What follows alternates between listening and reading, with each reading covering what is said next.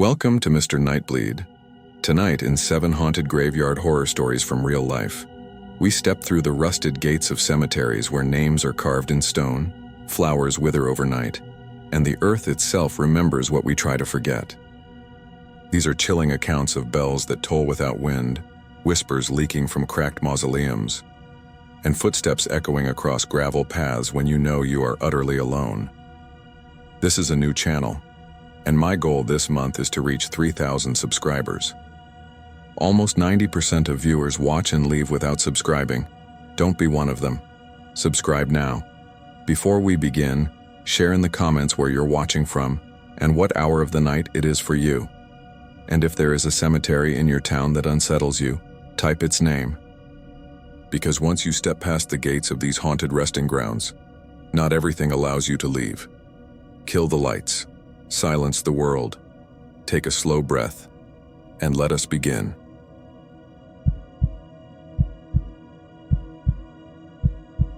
I'm posting this under a throwaway because my real name is uncommon, and I don't want anyone from the south suburbs recognizing me. If you live near Chicago, you already know the place I'm going to talk about. If you don't, just picture a little patch of sinking, stones and crooked fences swallowed by woods and swamp, not even the size of a baseball diamond, and then remember that every single person you've ever met swears their cousin went there once and saw something. This happened last fall, on a Thursday night, because that's when my friend Luis got off work early, and my sister Tessa didn't have class Friday morning. I was 32 at the time. I'm not a thrill seeker. I'm the guy who hands people water when they start a story with, "You won't believe this." I run IT for a dental group. The scariest part of my day is explaining to a hygienist why the shared drive moved. But I grew up hearing about Bachelor's Grove Cemetery. Ghost lights, a lady in white, phantom horses pulling a plow through the swamp. It's as local as hot dogs without ketchup and construction that never ends. The plan was dumb but harmless. Tessa, who's 23 and thinks skepticism is just a pose, had been telling Luis about the cemetery all week. "You've never been?" She kept asking him like not visiting was a moral failing. He'd only moved up from Texas 2 years ago. "Bro, I didn't come to Chicago for the winter and haunted ditches," he said. I said I'd drive. It's not far. Maybe 30 minutes from where we live in Oak Lawn. The route is just forest preserves and the kind of roads where your headlights catch 1,000 reflective eyes. Deer, raccoons, sometimes feral cats. You pull off at a little gravel turnout near the woods. There's a chain across a path now. The official line is the cemetery closes at dusk. But the forest preserve cops are spread thin and people ignore rules. We brought stupid stuff because that's how you treat this when you think nothing's going to happen. A thermal camera Luis uses for HVAC inspections. One of those cheap EMF readers from Amazon that looks like a multicolored thermometer. A flashlight that could probably fry an egg if it sat on your hand. And a disposable camera because Tessa had seen a TikTok where film catches things that phones miss. Also a backpack with water and granola bars and a small first aid kit because my anxiety doesn't clock out for adventures. It was 48 degrees, sky the color of the inside of a seashell, with that fall smell that's sweet and moldy at the same time. We parked around 8. You can hear the cars on 143rd if the wind is right, but the woods eat sound in a way that makes you feel like you're underwater. We went past the chain and the path swallowed our footsteps. On the right, the swamp opens up black and glassy. Bugs tracked the beam of my flashlight like snow. Tessa walked ahead, her phone camera lit up, narrating like she was hosting a tour. "Okay, so back here is where the old farm used to be. People see a man plowing with a horse in the fog. And somewhere that way," she pointed into the dark, "there used to be a house that only appears if you don't look at it straight on." She sounded happy, like we were there to pick apples. Louis said, "You guys got the weirdest hobbies." We turned left at the broken fence and there it was, Bachelor's Grove. When you finally see it, you wonder why it has such a big reputation. It's tiny, a kid-sized grid of headstones, many sunk to their shoulders in the ground. There's a metal fence someone installed in the last decade or so, though a section on the far side hangs crooked like a loose tooth. The stones have names that feel like the side dishes of a family. Hannah, Cyrus, Mother, and a lot of them are chipped. A few are clean because people adopt them or fix them as projects, but most wear the same look as the trees, tired and leaning. There were other people in there when we arrived. Two high school kids with a speaker playing low, and a guy in a camo jacket who nodded at us and kept to himself. I heard laughter somewhere in the trees. It died almost immediately. The kind of laugh you do when you're proving to your friend you're not scared. We did the slow circle you do in graveyards, reading names out loud like you're taking attendance. The temperature dropped, or felt like it did. My breath showed in the beam. Luis exchanged the EMF reader between his hands, made the needle jump by bringing it by his phone, and then felt guilty like he'd cheated. The guy in the camo jacket approached us. Up close, he wasn't intimidating, just older, late 50s, and the kind of thin you get from either running or worrying. He kept his hands visible. "Y'all new?" he asked. "We're locals," Tessa said, which is what people say when they're proud of being from a place that outsiders make fun of. He smiled with half his mouth and pointed with his chin toward a particularly old stone, a block carved with the name Infant Daughter. "Leave that one alone," he said. "Folks touch it and feel wrong for a week." "We're not touching anything," I said. "Just walking," he nodded. "Good, too many kids treat this like a dare. This isn't Six Flags." Tessa said something polite and we moved on. The camo guy stayed near the Infant Daughter. I noticed he had a camera bag. Real gear, not a disposable Kodak. I wondered if he was one of those people who believe in EVPs and carry around spirit boxes. I'm not mocking. People do what they need to make the world make sense. The EMF reader went flat and dead every time we passed a certain tree. I swapped batteries twice. It flickered back to life away from the trunk. Luis joked that the tree had Wi-Fi. The thermal camera drew a red outline of our shoes against the ground heat, made the stones glow cooled blue like bottles in lake water. At one corner near the broken fence, I saw a shape on the thermal screen. Just a cold patch, rounded at the top, tapering to shoulder width. If it had moved even a little, I would have said person. It didn't move. I raised the flashlight to the spot and there was nothing. Just the exhaust from the swamp catching the light. On the screen, the cold shape sat where the mist was not. I didn't point it out yet. It felt like naming it would be giving it permission. A fox darted in and out of the fence and I felt my shoulders drop. Happy for the interruption of something real. The high school kids left. The laugh died again. Tessa lifted her disposable camera. "Say cheese, demons." "I don't say that," I said. "It's a joke." "Yeah. I know still." She snapped a picture of the fence. A picture of the stone that always ends up in the local newspaper. Concrete. Slightly too clean. With a family name like Bedbury or something. She took one of me and Luis. The flash washed the world in white for a half second. The camo guy flinched. "Sorry," Tessa said. He shook his head. "Just don't point it at the woods." Tessa half laughed at that. "Okay, we stayed an hour. You lose time there. Not because anything paranormal happens, but because the woods insist on it. The road noise fades. Your body loses track of what counts as cold." Tessa told us about a woman who supposedly appears sitting on a headstone in a white dress. "There are pictures if you want to believe." Luis said, "I dated a woman who wore white to a wedding. Same vibe." My flashlight threw shadows that doubled back on themselves. Around 9:30, the camo guy started packing. He hooked his camera bag over his shoulder, nodded to us again and said, "Don't let the lights walk you into the water." "The lights?" I asked. "You'll know 'em," he said, like he was teaching us the name of a plant that would make us sick. He stepped through the fence and disappeared down the path. Tessa said, "Lights? Like orbs?" Luis said, "I hate that I want to see one." We all needed to pee. There are no bathrooms. I volunteered to walk back to the car and then thought about the path alone and decided I could wait. That felt silly. It also felt like every bad story starts with, "We split up," and then we saw the light. At first I thought it was a car coming down the path, which makes no sense because there's a chain. It was a small warm sphere about the size of a grapefruit, floating maybe 3 feet off the ground beyond the broken fence. Not flickering, not moving fast, just there. My brain did what brains do and tried to assign it to something boring. A distant house light, an LED on a bike, someone with a lantern. Tessa turned slowly, like she'd been expecting it. She whispered, "Do you see that?" The whisper made it real in a way that a shout wouldn't. "Yeah," Luis said, voice flat like he was listening to his own heart.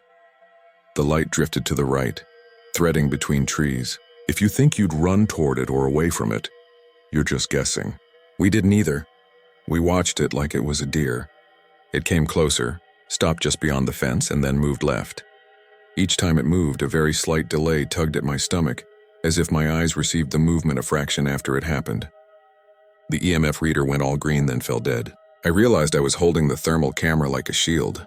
On the display, the light didn't exist. The woods were blue-black. The air was blue. Our bodies were orange and red. The light was nothing. Tessa raised the disposable camera, hesitated, and then lowered it. He said, "Don't point it at the woods," she whispered. And for the first time, her voice held an edge of something like respect. "Or fear soft as paper," I said. "He's just a guy." "Yeah, but also," she swallowed, "I feel like that thing wants us to follow it." "Yeah," Louis said. "Let's not," I said, and felt relief from saying it out loud. The light paused as if disappointed and then slid back into the trees. The path swallowed it. We all exhaled like we'd opened a door. It was only then I noticed we were alone. The high school kids were long gone. The laugh didn't carry. Somewhere to our left, something large moved in the brush. I convinced myself it was a deer by sheer force of will. "Okay," Tessa said. "We saw a thing. We can go." Luis didn't move. "Hang on." He crouched by one of the stones, holding the thermal camera low, and made a face. "Evan, the ground is colder here." "It's October," I said. "No, like, see?" I leaned over his shoulder. A rectangle on the screen near the stone glowed darker, the size of a coffin. Only a few degrees difference, but crisp-edged, like a negative photograph laid under the soil. When he moved the camera left, right, up, the rectangle stayed put. When he aimed it at me, I was normal. I turned to flesh and air on the screen.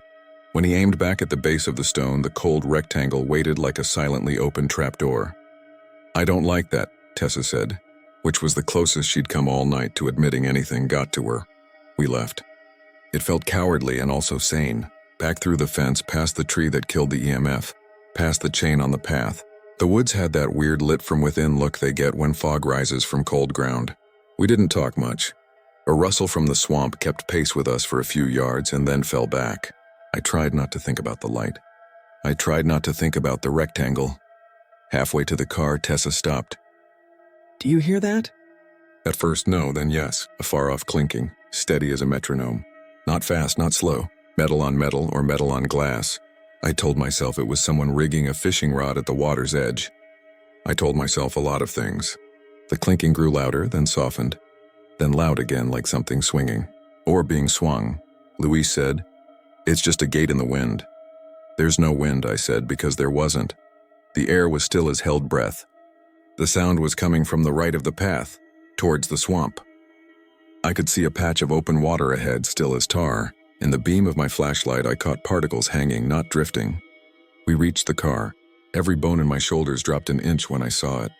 People break into cars there, not because it's haunted, but because it's unattended. The windows were fine.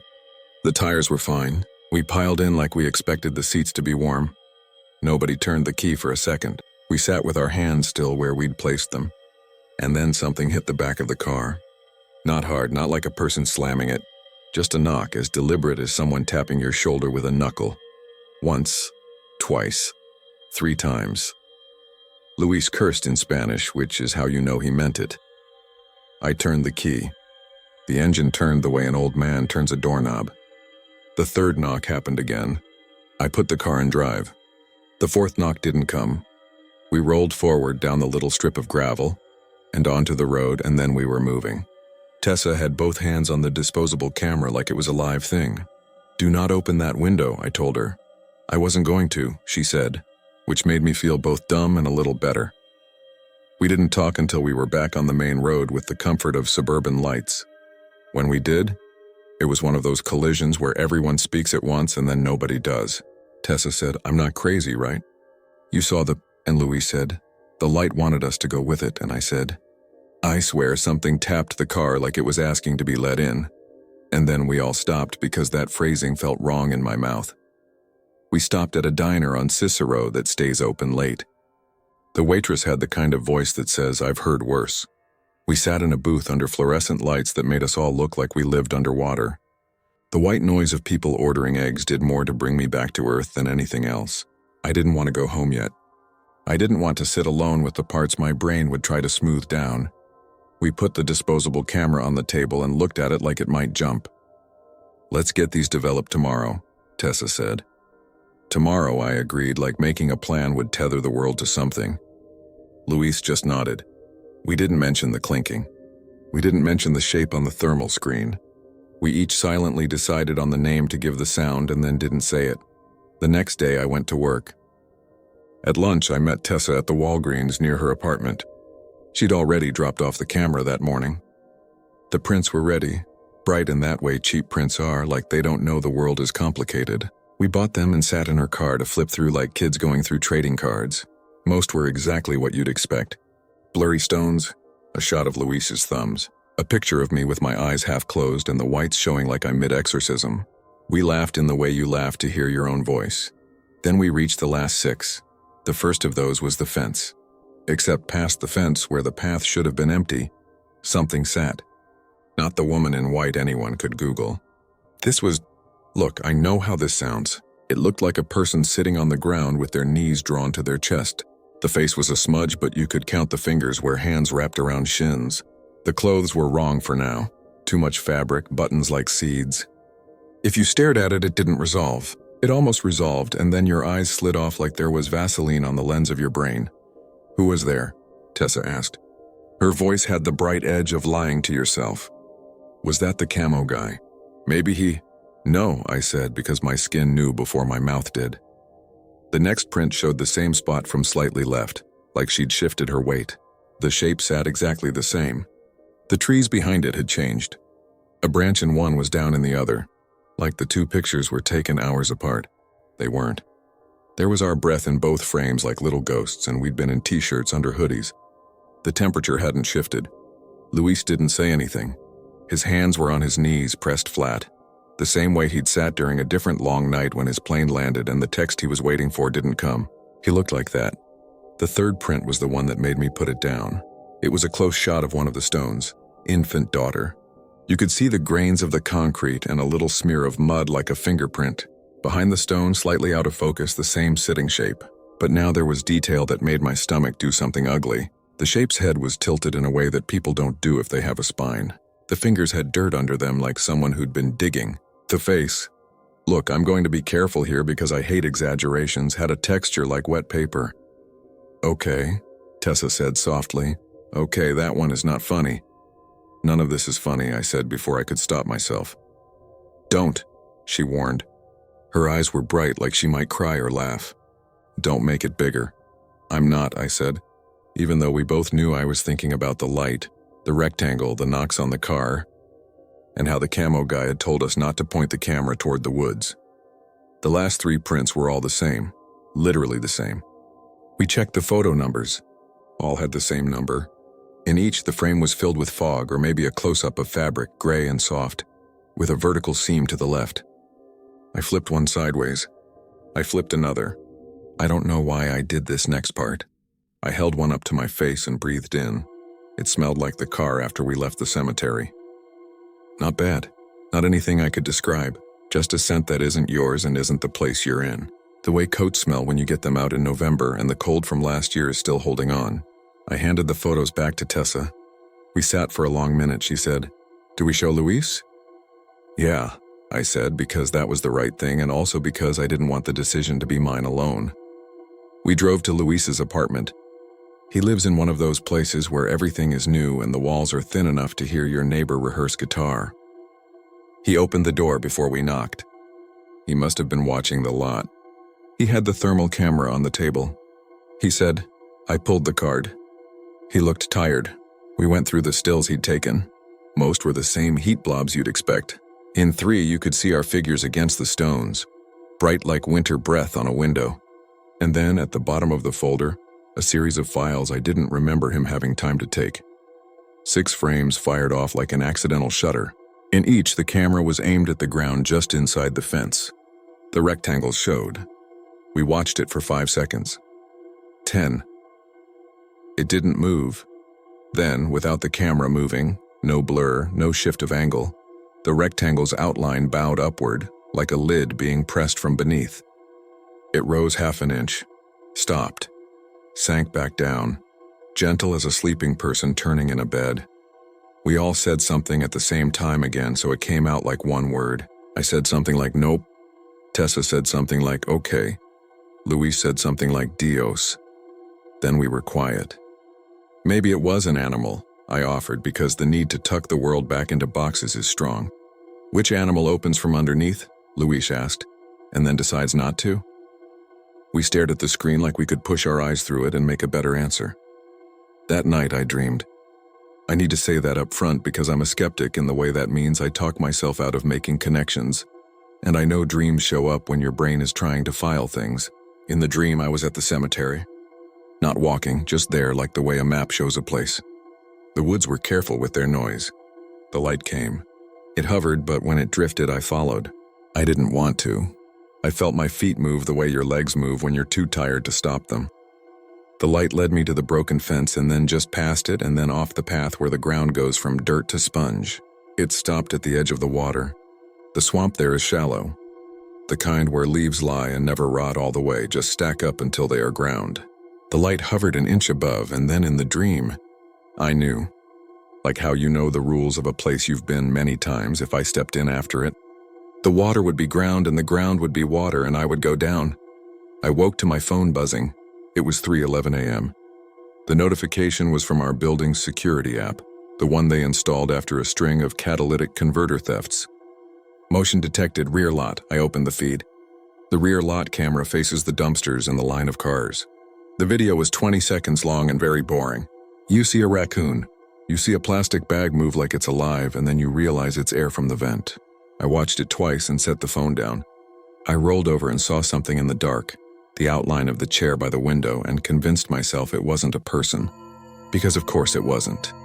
Then I realized what I was actually listening for wasn't movement. It was a sound. I don't know if you've ever slept in a room with a clock that's too loud. This wasn't that. This was quieter. It came every 3 seconds, soft metal or glass clink. I sat up. I told myself it was the baseboard heater cooling. I told myself it was the pipe. I told myself a lot of things because if I'd called it what I think it was, if I'd said bell, I might have had to do something about it. I stayed awake until the gray part of morning. On Saturday, we decided to do something normal to reset whatever had unraveled. There's a farmer's market in Evergreen Park that runs until the weather decides it can't. We walked through it like normal people and held coffee we didn't finish. Tessa kept a hand in her jacket pocket like she was checking for something. I pretended not to notice. Luis bought apples and then forgot them on a bench. On the way back to the car, a man stopped us. Not the camo guy, a retired firefighter. I only know because he was wearing a shirt with a station number and because Chicago area firefighters are built like guys you'd trust to lift a couch without complaining. He nodded at Tessa. "You the girl from the Walgreens pictures?" he asked. It was such a weird sentence that we just stared. Then he realized how it sounded and put his hands up like he was surrendering to common sense. "Sorry, my daughter works the photo counter. She always shows me the weird ones," he said. Like that was a normal father-daughter activity. "You got some weird ones?" "Yeah," Tessa said, voice small. He was kind in the way practical people are. "I've seen those lights," he said conversationally. "Back when I was dating my wife." "You think it's a dare?" "It's not," he squinted at me. "You with her out there?" "Yeah," I said. "Okay," he said, and I believed he meant it. He looked like he wanted to say more. Then he didn't. "Have a good day," he said, and walked away. He paused at a flower vendor and picked up a bundle of mums, and the world snapped back to itself. On Sunday, Tessa texted me a picture of her living room window. On the inside of the glass, near the bottom, 3 smudges had appeared overnight. Not dirty exactly, not visible unless the light hit right. 3 pale ovals the size and shape of finger pads pressed in a pattern like someone had braced a hand against the glass while standing outside and reaching up. Except they were inside. She wiped them with Windex and they ghosted out and then came back when the sun moved. She laughed in text, LOL ghost Windex, and followed it with, "Come over after dinner." I sent back a thumbs up and a lie about being already in bed. Monday morning, I checked the back of my car because I'm that person now. Nothing, no scratches, no mud prints, no reason to feel the breath leave my lungs, except when I opened the trunk to grab the grocery bags rolled in a ball. There was a slip of something caught in the hinge. I pulled it free. It was a photograph. Not glossy like the Walgreens prints. Mate, slightly smaller. with scalloped edges like pictures from the 60s your grandmother keeps in a box. The image had faded to that greenish haze old photos wear, even if they were black and white. The paper had been damp at some point and dried wavy. There were no people in the picture. It was a shot of a field with a low fence and a tree line in the distance. In the foreground, slightly out of focus, a wooden post with a bell hanging from a bracket. One of those old bells people used to ring to call workers in or to signal trouble. The kind with a clapper and a rope. I turned it over. On the back, someone had written a year, 1963, and below that, a name I won't write here because if you're from the area, you know the family, and I don't want this connected to anyone who didn't ask for it. I stood there for a minute with the picture in my hand, the morning cold making my ears ache, and then I slid it into an envelope and put it in the drawer with takeout menus. I told myself there was a rational explanation. People leave junk everywhere. Old photos are fetish objects. A kid could have slipped it in as a prank. I didn't tell Tessa or Luis. In the middle of a story like this, you start rationing what you give other people, not because you're hiding, but because you're trying not to put weight on them. All of this would be a collection of odd things that happened after we went to a famously weird place. And you could say we primed ourselves, and I'd agree. Except 2 nights later, I stopped at a red light near the Forest Preserve entrance on my way home. It had rained. The road was shiny and empty. My wipers did that quiet squeak because I need to replace them.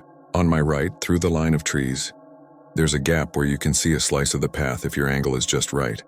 There was a light in the dark, warm, grapefruit-sized, hovering 3 feet off the ground. Not moving, not flickering, just there. The red light on the traffic signal washed the inside of my car. The wipers squeaked. The light in the woods did not draw closer. I did not follow it. The signal turned green.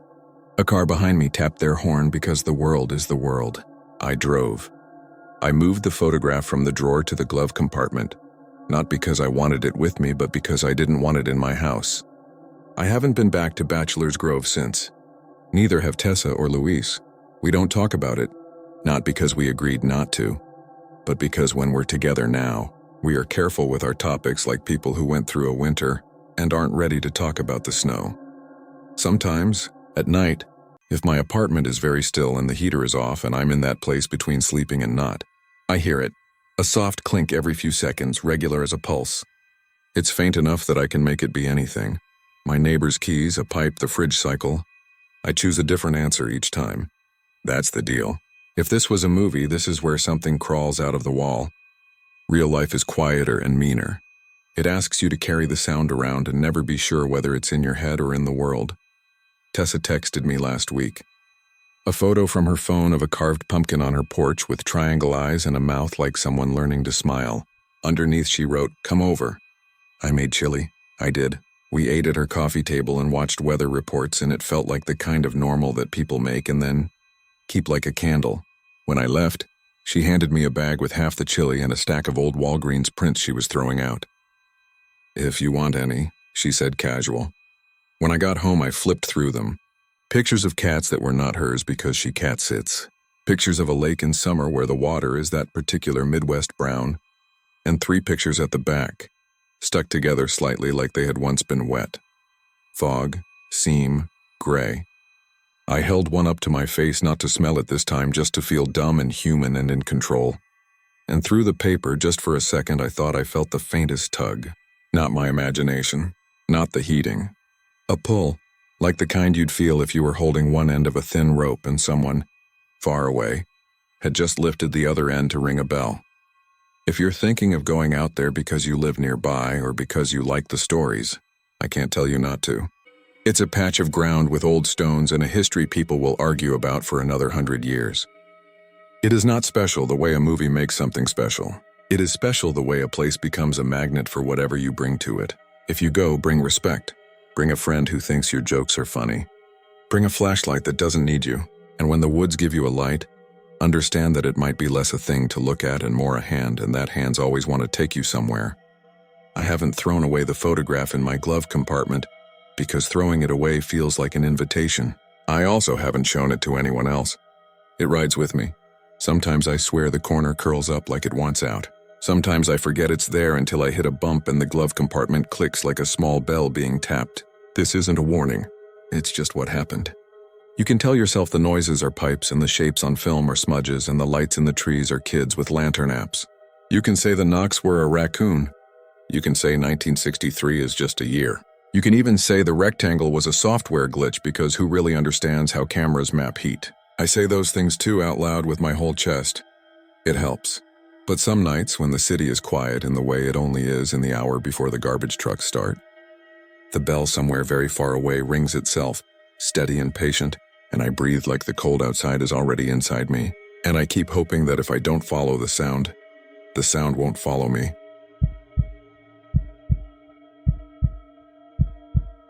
I know how this is going to sound, and I get why people roll their eyes when Kansas kids bring up Stull.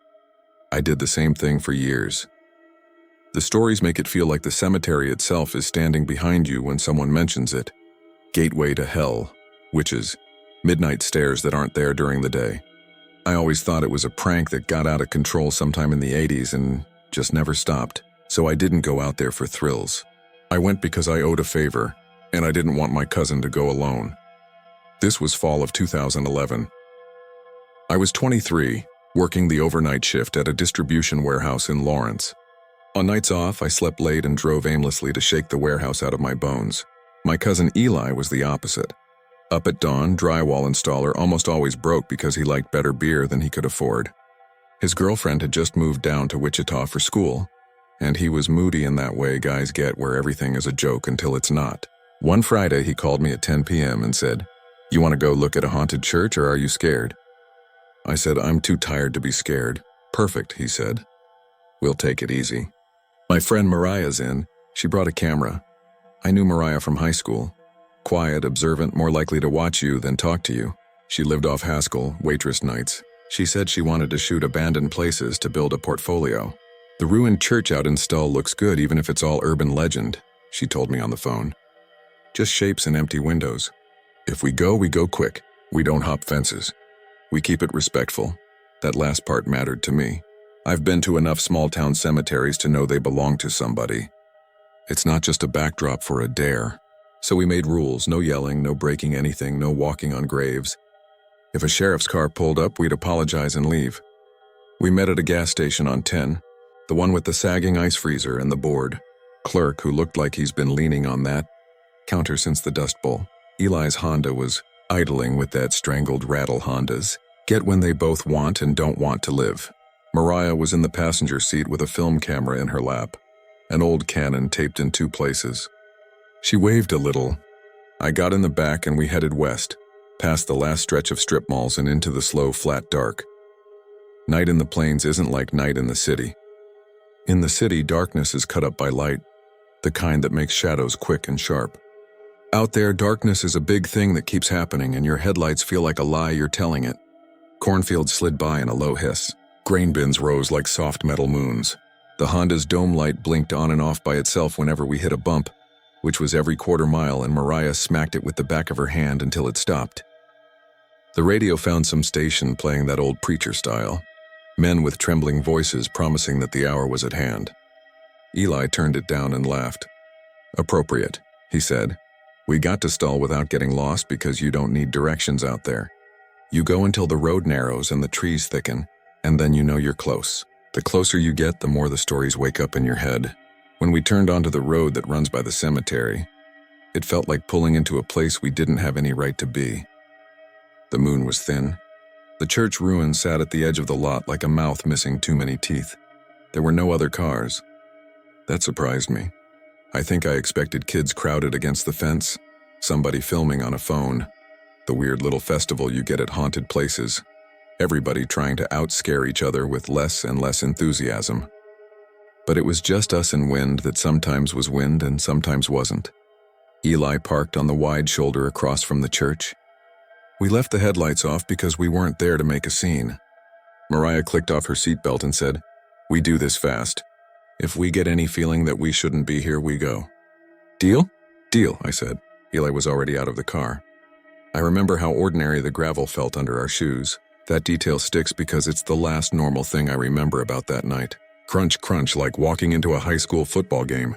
The cemetery fence was waist high. The no trespassing sign was there. rusted, pockmarked with BBs.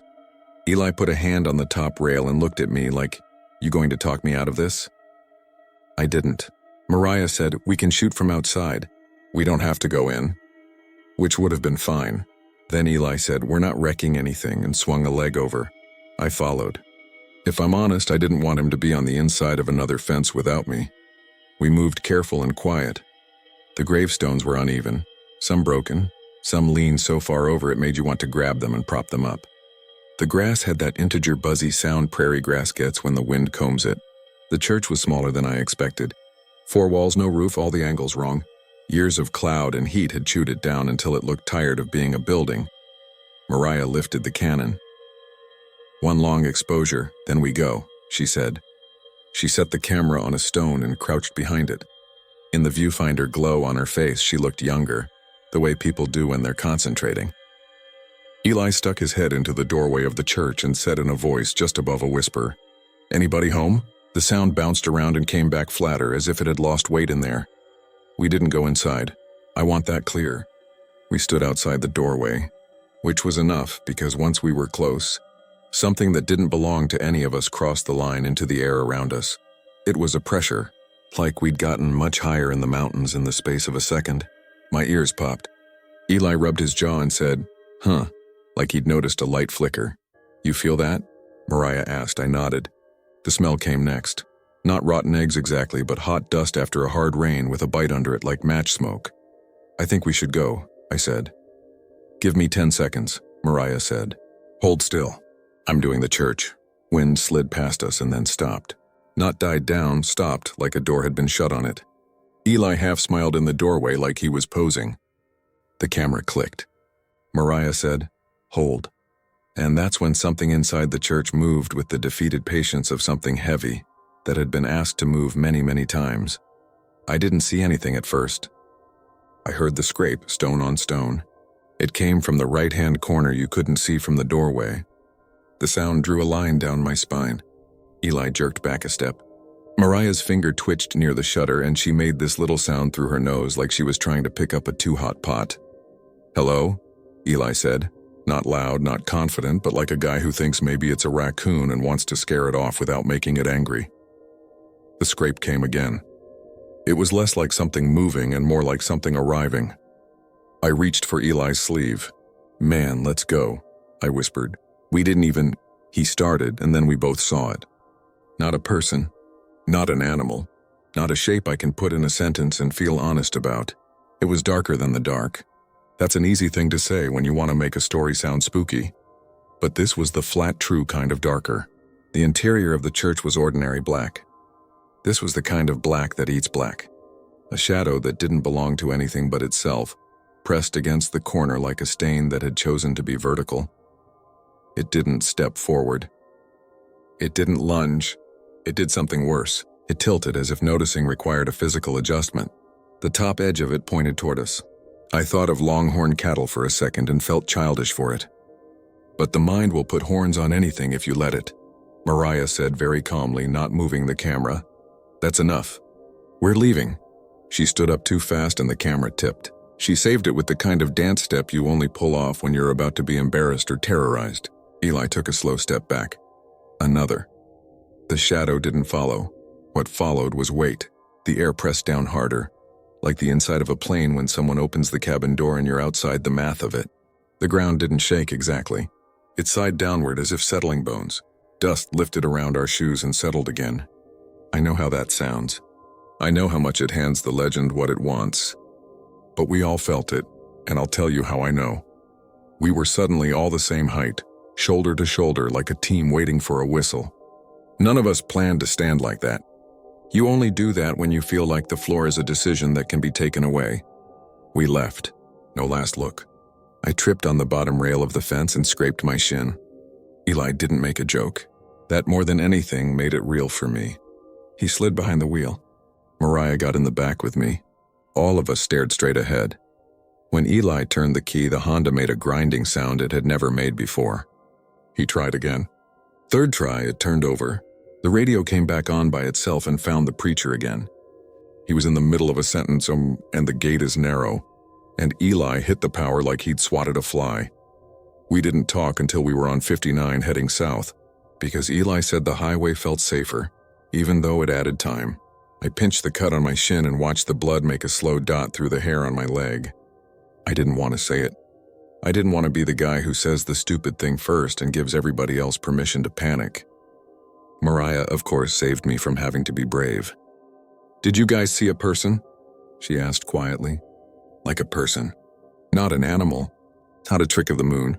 "No," Eli said. "I saw, the chalkboard at work?" He laughed once, short. "When somebody erases something but not all the way. I saw that, but without the board." I said, "I saw something turn toward us that didn't have to." We took Mariah home first because she lived closest. The dome light came on and stayed on and wouldn't shut off. She dug in her bag and handed me a roll of black and white film. "Keep this," she said to me, not Eli. "If you get weird about anything, call me." "What do you mean, weird?" I asked. "Like waking up with dirt in your bed?" she said. And then she looked like she wished she'd kept that to herself.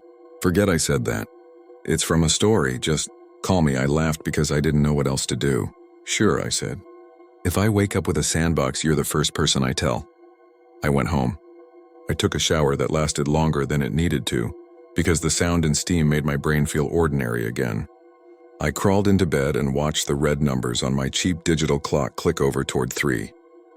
When the $100 feeling in my chest finally unclenched, I fell asleep like a bag of rocks. I woke up with grit between my teeth. If you've ever gotten a mouthful of sand at a beach, you know the taste: dry, boring, ancient. I sat straight up and gagged and spat and watched a little spray of dust hit the wall. I thought I was still dreaming until my hand touched the sheet and came away with a smudge on my fingertips. I turned on the lamp. There was dirt on the fitted sheet at the foot of the bed. Not a lot. Not like somebody had dumped a plant pot. Enough to be undeniable. There were tiny bits of root in it, like somebody had shaved the lawn into crumbs. Your mind runs through ordinary first. I thought of my shoes. I thought of the pants I'd kicked off and left inside out at the end of the bed. I thought maybe I'd rolled over, caught the pant leg, shook dirt loose. I changed the sheets. I vacuumed the mattress with my creaky old Hoover. I brushed my teeth and joked at myself in the mirror. Look at you, haunted by lawn clippings. Then I went to the kitchen to make coffee and found a thin skipping trail of the same dirt from the back door to the sink. I live alone. The back door was locked. The lock sits loose in a way I've been meaning to fix for 5 years. If someone had come in, I would have noticed, right? People notice. They notice I called Eli. He didn't pick up. That wasn't unusual. He keeps his phone on silent because it makes him feel like his life is his. I texted, "You get home okay?" Then, because I wanted to pretend I was a different person than I am, I added, "Find any weird dirt, lol." He texted back an hour later. "I had a dream I drowned in a well. Water tasted like pennies. Woke up sore like somebody had been pushing on my chest. I didn't like that at all. Forget stall," I wrote. "Let's say we went to a Dairy Queen." "Deal," he wrote. Mariah called that afternoon. "I developed the film from last night," she said. "You want to come by?" I did. I didn't want to be alone in the apartment anymore because every sound had a slow tail on it, like it was rehearsing being a different sound if I turned my head. Mariah lived in a narrow place with a Murphy bed and nail holes in the walls from prints she hadn't hung yet. She had the strips of negatives clipped to a twine line across her kitchen like makeshift bunting. On the table were the prints. The church looked like it had in person, which should have made me feel better. "Do you see anything?" she asked. Not in the breathless way people ask when they want to be right, but like she needed a handle to grab. "In that corner," I said, pointing, even as a part of me wished I hadn't. "It's darker." "Yeah," she said, frowning, "but dark in a way I can't print. Like it ate light. When I dodged that spot under the enlarger, everything else came up, but not that corner. It stayed stuck." She handed me one of the prints. It was the shot from the doorway, the long exposure. Eli's outline was a blur where he'd turned to leave. I was a shape angled like my hand had just reached for him. The doorway itself was a rectangle flanked with stone. Inside the right-hand corner was a patch of black that looked like a printer error. A rough, awkward square. If you'd shown me that picture without any story, I would have said the negative had been scratched. But it wasn't a scratch. It didn't have edges. It had the kind of smear you get if you try to draw something you don't want to be drawing. "I also got this," she said, and slid over a normal-looking shot of the outside of the church. If I wasn't already uneasy, I would have liked it. The grass bent away from the stone foundation like the building had a gravity. On the far left edge of the frame, beyond the fence, a figure stood with its back to us. It could have been a person walking a dog on the road. It could have been a trick of the grass. It could have been nothing. The longer I looked, the more wrong it seemed. There was no blur to it. Everything else in the frame breathed a little from camera shake. That figure was crisp and stubborn. It wasn't wearing a hat, but if you wanted it to be wearing one, your eyes would allow it. That was after we left, Mariah said. I shot it from the car. I didn't see the person when I took it. Could be anybody, I said, because I thought that was what she wanted to hear. Yeah. She swallowed. Could be. I brought the print home with me. I didn't want to. I also didn't want it to be anywhere I wasn't. The dirt came again that night, more of it. The sort of amount you'd notice even if you were in the kind of hurry where your shirt is inside out, and you only find out when someone at work points it out. It was in the sink. It was on the tile by the tub. It was in a line on the dresser that traced the path my wallet takes when I toss it there. I vacuumed. I shook the rug on the landing. The guy in the apartment across the hall opened his door in his socks and said, "We don't shake rugs, man." Like he was practicing being annoyed about something normal instead of something else. "Sorry," I said. "Got dirt. From where?" he asked, and I realized I didn't have a good answer. I slept on the couch. I didn't want to, but the bed felt like a mouth waiting to close. At around 2, I half woke to what I thought was rain. It wasn't. It was the sound of something sifting through something fine. I lay there listening like a kid listens to a noise they know is the house settling, until the noise goes on too long. The sound was coming from the bedroom. I sat up. The couch springs made that surrendering squeak they only make at night. The sifting stopped as if it had heard me listening. You want me to say I got up? I want to say I got up. I didn't. I stayed on the couch and stared at the dark kitchen and counted seconds like counting them could pin them in place. Somewhere between 4 and 5 I slept. When I woke, there was a small hill of dirt on the bed where a person's chest would be if they were lying on their back. That broke whatever part of me believes in a reasonable explanation first. I put my shoes on. I called Eli and said, "Where are you?" "On a job," he said, voice mean with tired. "You okay? Can we meet tonight?" "Mariah too," he said. "She called me. She's not sleeping either. She said she heard something when she was in the shower. She said she thought someone breathed against the curtain. I told her it was steam. She said steam doesn't lean. We met at the same gas station at 9. The same clerk was behind the counter, mustache t-shirt that said people in hell want ice water, which was either a joke or not. He eyed our coffee and said, "Headed out to the devil's driveway?" "Just getting caffeine," Eli said. The clerk nodded once like he was not in the mood to pretend. People go out there thinking they're going to see something and come back disappointed. Or they don't see anything and then they see it here later, he said, tapping the counter. "What do you mean here?" I asked. "In their beds," he said. "In the kitchen sink. In the spot where their feet swing out in the morning. Dirt," he added, like he'd been making a note and wanted it recorded accurately. "Don't go back out there. That's my free advice. Free advice is worth what it costs." "We weren't planning to," Mariah said, which was true. We weren't. We wanted to do the opposite of that. It didn't matter. Eli said we should tell someone, and I laughed in a way I didn't want to. Tell who? A priest? A cop? "Hey, officer, we committed a misdemeanor and now our apartments are dirty." One thing about being a person who pretends to be brave is that it doesn't occur to you until you need help that you have built your house out of not asking for it. We decided to tell Deputy something if we saw one, which is what you say when you don't plan to, and drove back into town. That night I stripped the bed down to the mattress and slept on the bare foam. It made me feel like I was camping inside my own bedroom, which I liked in a stupid way. I woke up to a smear on the foam in the shape of a palm. Pressed once, lifted, leaving 5 commas of damp. I put the mattress on the curb by 9 a.m. and called my boss to say I had food poisoning because the devil tracked soil into my life. Didn't feel like it would get me paid. I walked to a thrift store on 23rd and bought a bed frame I could carry with help if I ever needed to, which I did. I dragged it home and set it up in the living room under the ceiling fan that clicks like a metronome when it's trying to say, "You're not alone even when you are, it wasn't just me." Eli texted a photo of his tub. It looked like somebody had filled it with muddy water and then drained it. There was a ring 2 inches up, perfect all the way around like a circle drawn with a compass. "I didn't take a bath," he wrote. "I shower because I'm a man of the future." Mariah left me a voicemail that afternoon. She didn't say hello. She said somebody knocked on my door. I thought it was UPS because you know how they knock weird like they're already walking away. But when I opened it, there was this old man standing there like he belonged. He said, "You brought something back that doesn't like to be seen." Then he smiled and added, "It'll stop when it knows you know it's there." I asked him who he was. He said, "I live near churches that don't," and he started laughing. Not mean, just like something was finally funny again. He looked past me into the apartment and said, "You don't have a lot of houseplants." "That's good," and then he left. I watched from the peephole. He didn't go down the stairs. He didn't go up. I opened the door again 20 seconds later and the hall was empty. So that's my day. We didn't go back to Stull. The 3 of us got together instead at my apartment, all in daylight. We had a plan. No more talking about it, no more feeding it with attention. That was hard.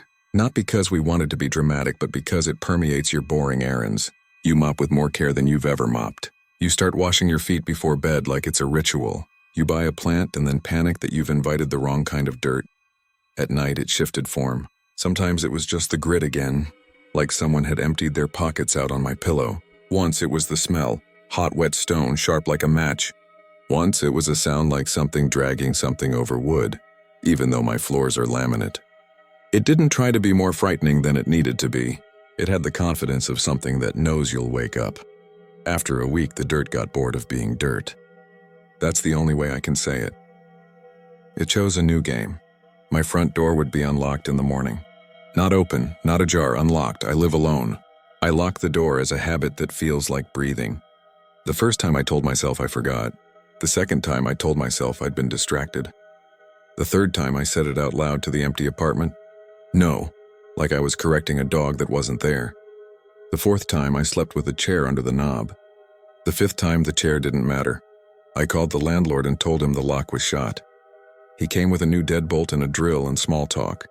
He was halfway through telling me how you have to paint the edge of a door with a razor in old buildings, so the humidity doesn't turn it into a stubborn idiot.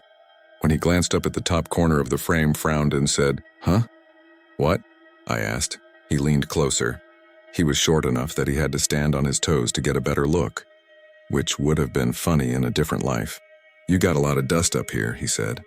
"What have you been drilling?" "I've been not doing that," I said. He dragged his finger across the top of the frame. It came away black like he'd rubbed a candle wick. "Soot?" he asked himself, then shook his head because there isn't a fireplace anywhere in the building. He installed the new lock.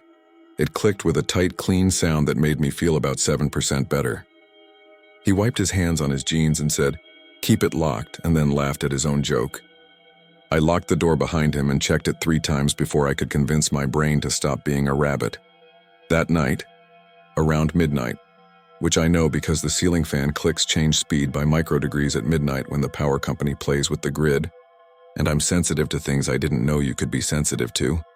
I woke up in the living room to the old preacher on the radio. The radio was off. It still was. The voice wasn't in the room exactly.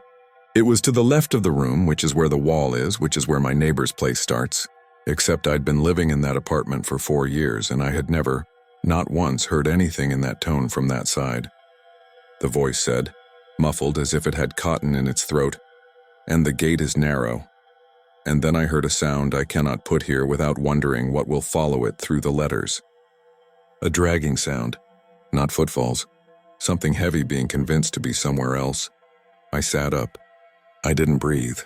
My chest had that locked shut feeling you get when you've been laughing too hard, but my face wasn't smiling. The sound moved down the wall toward the door. Then it was at the door. You can know where a sound is in a room in an animal way that has nothing to do with acoustics and everything to do with being prey. It was at the door the way a person is at a door, slow, curious, sure of itself. When the knocking came, it was polite. 3 knocks spaced out in a rhythm that said, "I'll wait." It was a human knock, but there was no shape under the door. No shadow moving where the light from the hall breaks in. Only the 3rd knock made the chain rattle, like something on the other side had put its weight forward. There are two reasons people look through peepholes: to open up or to talk themselves out of it. I looked. For a second I saw nothing. Then the peephole went black. Not like someone's eye is against it. Like somebody stuck a thumb over it. The voice that wasn't mine in my head said, "Don't you dare." I did not open the door. "Who is it?" I asked, and my voice cracked like it was 14 again. "Nothing." Then a laugh. Not the kind of laugh you hear on a tape recorder in a story and it turns out it's crickets. A laugh like a person who has told a joke that isn't for you to get. Then after a breath so close I could feel the door breathe back against the frame, a whisper right at the seam. "You know." I held the chair under the handle and leaned my whole weight against it until my legs shook the way they do when you've carried something too far and too long. After what felt like an hour and 20 seconds, silence fell from a height. I didn't move. At around 3, my phone buzzed with a text from Eli. "Knocking?" I texted back, "Yes." He wrote, "3?" I wrote, "Yes." He wrote, "I'm not opening." I wrote, "Me either." In the morning, I looked at the door. The new deadbolt was still thrown. The chain was in place. The lock plate around the knob had dust on it that had not been there the night before. Black dust. I got a damp paper towel and wiped it and felt like I was doing something obscene. The three of us met again.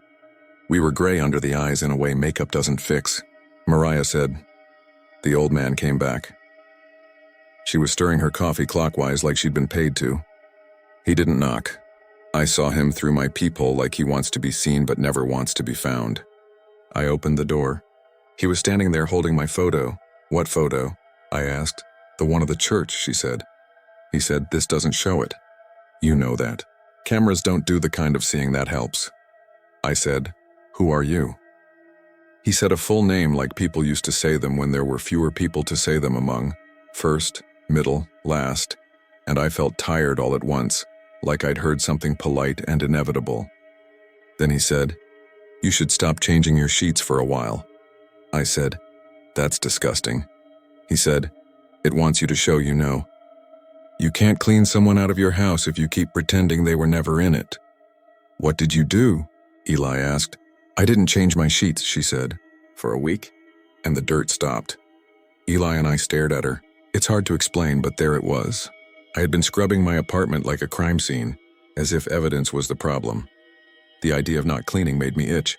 But that night, when the grit came back on the pillow, I left it. The next morning, there was less of it. I didn't like what that implied. The night after, there was a thin gray thumbprint above the headboard where the thumb would be if someone stood behind the bed and reached out just to prove a point. I didn't wipe it. After 3 days of living like that, something in the apartment shifted into a different gear. The sound moved down the hall once at 2 in the morning and never came back. The dirt thinned to a suggestion. The smell faded from match head to rain-on dust to nothing. I would like to tell you that was the end. I would like to tell you we did something brave together and won.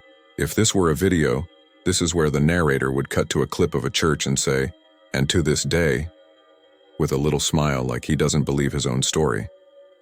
This isn't that. I didn't go back to Stoll. Neither did Eli. Mariah moved a year later to Denver, where the air is thinner and the light different and you can tell yourself that's why you sleep better. And we still text once in a while straight-faced markdowns of absurd things. Knocking? Nope. Dirt? Just outside. Last summer, I woke up with that feeling you get sometimes that someone is in the room. It was worse because it wasn't from a dream. I was staring at the ceiling fan and I knew. Before I turned my head, I knew where it would be. That was the worst part, being right. The door to the bedroom, yes, I'd moved back to the bedroom. You can't live in a living room forever, was mostly closed. There was a hand wrapped over the edge. Just the first 2 knuckles, like somebody was peeking in and held themselves back with the rest of their body around the corner. The fingers were too long. Not cartoon long. Just a little too much. It wasn't a real hand or an unreal hand. It was an idea of a hand. I didn't get up. I didn't blink. I watched the hand for what my brain decided was a very long time. And then I slept from fear the way people faint. In the morning, there was nothing at the door. There was a smudge on the paint where fingers would be if they were reaching around and someone had told them not to. If you come to Kansas, you'll be tempted to go out there. I won't tell you not to. I don't have that kind of authority. And people shouldn't tell other people which rooms to stand outside. If you go, don't be loud. Don't be cruel to the stones. Don't pretend the place only exists when you've got your phone up. If the air goes heavy and your ears pop and you smell something like hot dust and old matches, that's your cue to go. You can walk away from the church and think you left the story there, stuck to the rock and the grass. Here's what I tell myself and then fail to believe. There isn't a gate. There isn't a ladder down. There isn't a hole that opens at midnight and waits for you to look. There's only a corner in a broken room where the dark has had more practice being dark than you've had being brave, and sometimes the dark notices you noticed it. That's all. If you wake up later and there's dirt in your bed, just a little, the kind you could wipe away with your palm but don't. Don't scrub it out the first time. Look at it and let it sit like you would with any gift you didn't ask for. If there's a knock, 3 spaced apart, don't open. If you look through the peephole and the world goes black, you are very much awake. If you go weeks without so much as a dusting on the dresser and you think, finally, that was a phase, good. I am glad for you, but don't be surprised if one night, out of nowhere, you hear something on the far side of a wall that should be empty, something dragging something, followed by the old preacher's voice through a radio that isn't on, saying, "And the gate is narrow," like a reminder he gives to people who like to step over fences. Last week I changed my sheets. Clean white, crisp, it felt like daring. I slept like a nail hammered all the way in. I woke up, stretched, and laughed at nothing because it felt good to be stupid and alive. Then my heel brushed against the foot of the bed and there was that sound again, soft, trickling. And I knew before I looked that my feet had made a small slide in grit that hadn't been there when I closed my eyes. I sat on the edge of the bed and put my hands on my knees and stared at the floor until the sun came through the blinds and turned the dust visible. If you ask me now whether I believe in a gateway to hell, I'll tell you no. It isn't a doorway. It isn't a place. It's an attention. It's the pressure that gathers in a ruined corner when 3 kids lean into the threshold of something that's tired of being looked at. It's a shadow that doesn't need to move to arrive. It's the dirt that knows your sheets better than it should. That's all I have. If you think I'm making it up, I hope you're right. If you think there's a way to end it, don't tell me. I'm not sure I want to know which part of me is the part it would need to go through. I'll do what the old man said. I'll let it know I know. I'll change the sheets when I can't stand it and wait when I can. And when the knocking comes, I'll pretend I don't hear it until it decides I mean it. And if it decides I don't, then I guess I'll start sleeping on the couch again, with the fan clicking overhead, counting the spaces between the knocks and trying not to wonder what happens if I run out of numbers.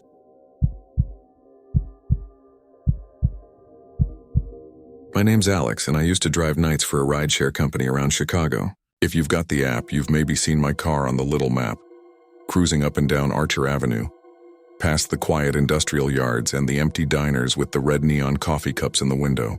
Nights were my thing, not just because the money was better, but because I liked the city when it pulled its shoulders in, when the streetlights ate the edges of everything. Back then I was 28, splitting rent with my friend Maya in a 2-bedroom near Midway. She worked early mornings at the airport, so our lives barely overlapped except for that dead hour between her alarms and my pillow. If you're from here, you probably already know about Resurrection Cemetery. If you're not, picture a long stretch of road that runs past weathered brick bungalows and half-lit taverns, then suddenly opens into a dark sea of headstones and old oaks. The iron gates are tall and cold. In the day you can see the green patina where the paint has flaked off. At night they look like a pair of black teeth. When I first started driving that way, every third passenger would mention Resurrection Mary like it was an inside joke.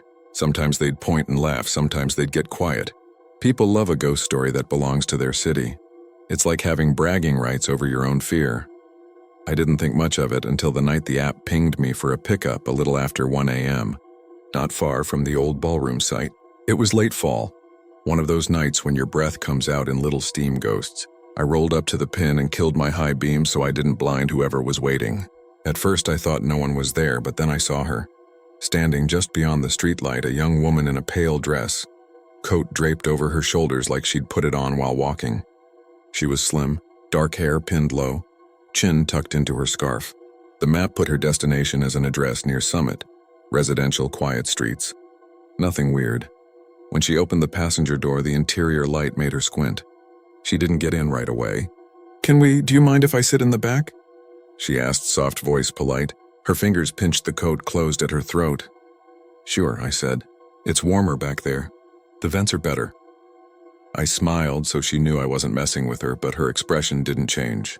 She moved like she was careful not to be seen moving, if that makes sense. Economical steps. Like she was crossing a stage during someone else's performance. When she settled into the back seat, a smell came with her. Old flowers, maybe lilacs. It was faint and clean, the way a closed closet smells. I tapped the start ride button and pulled out. The radio was low.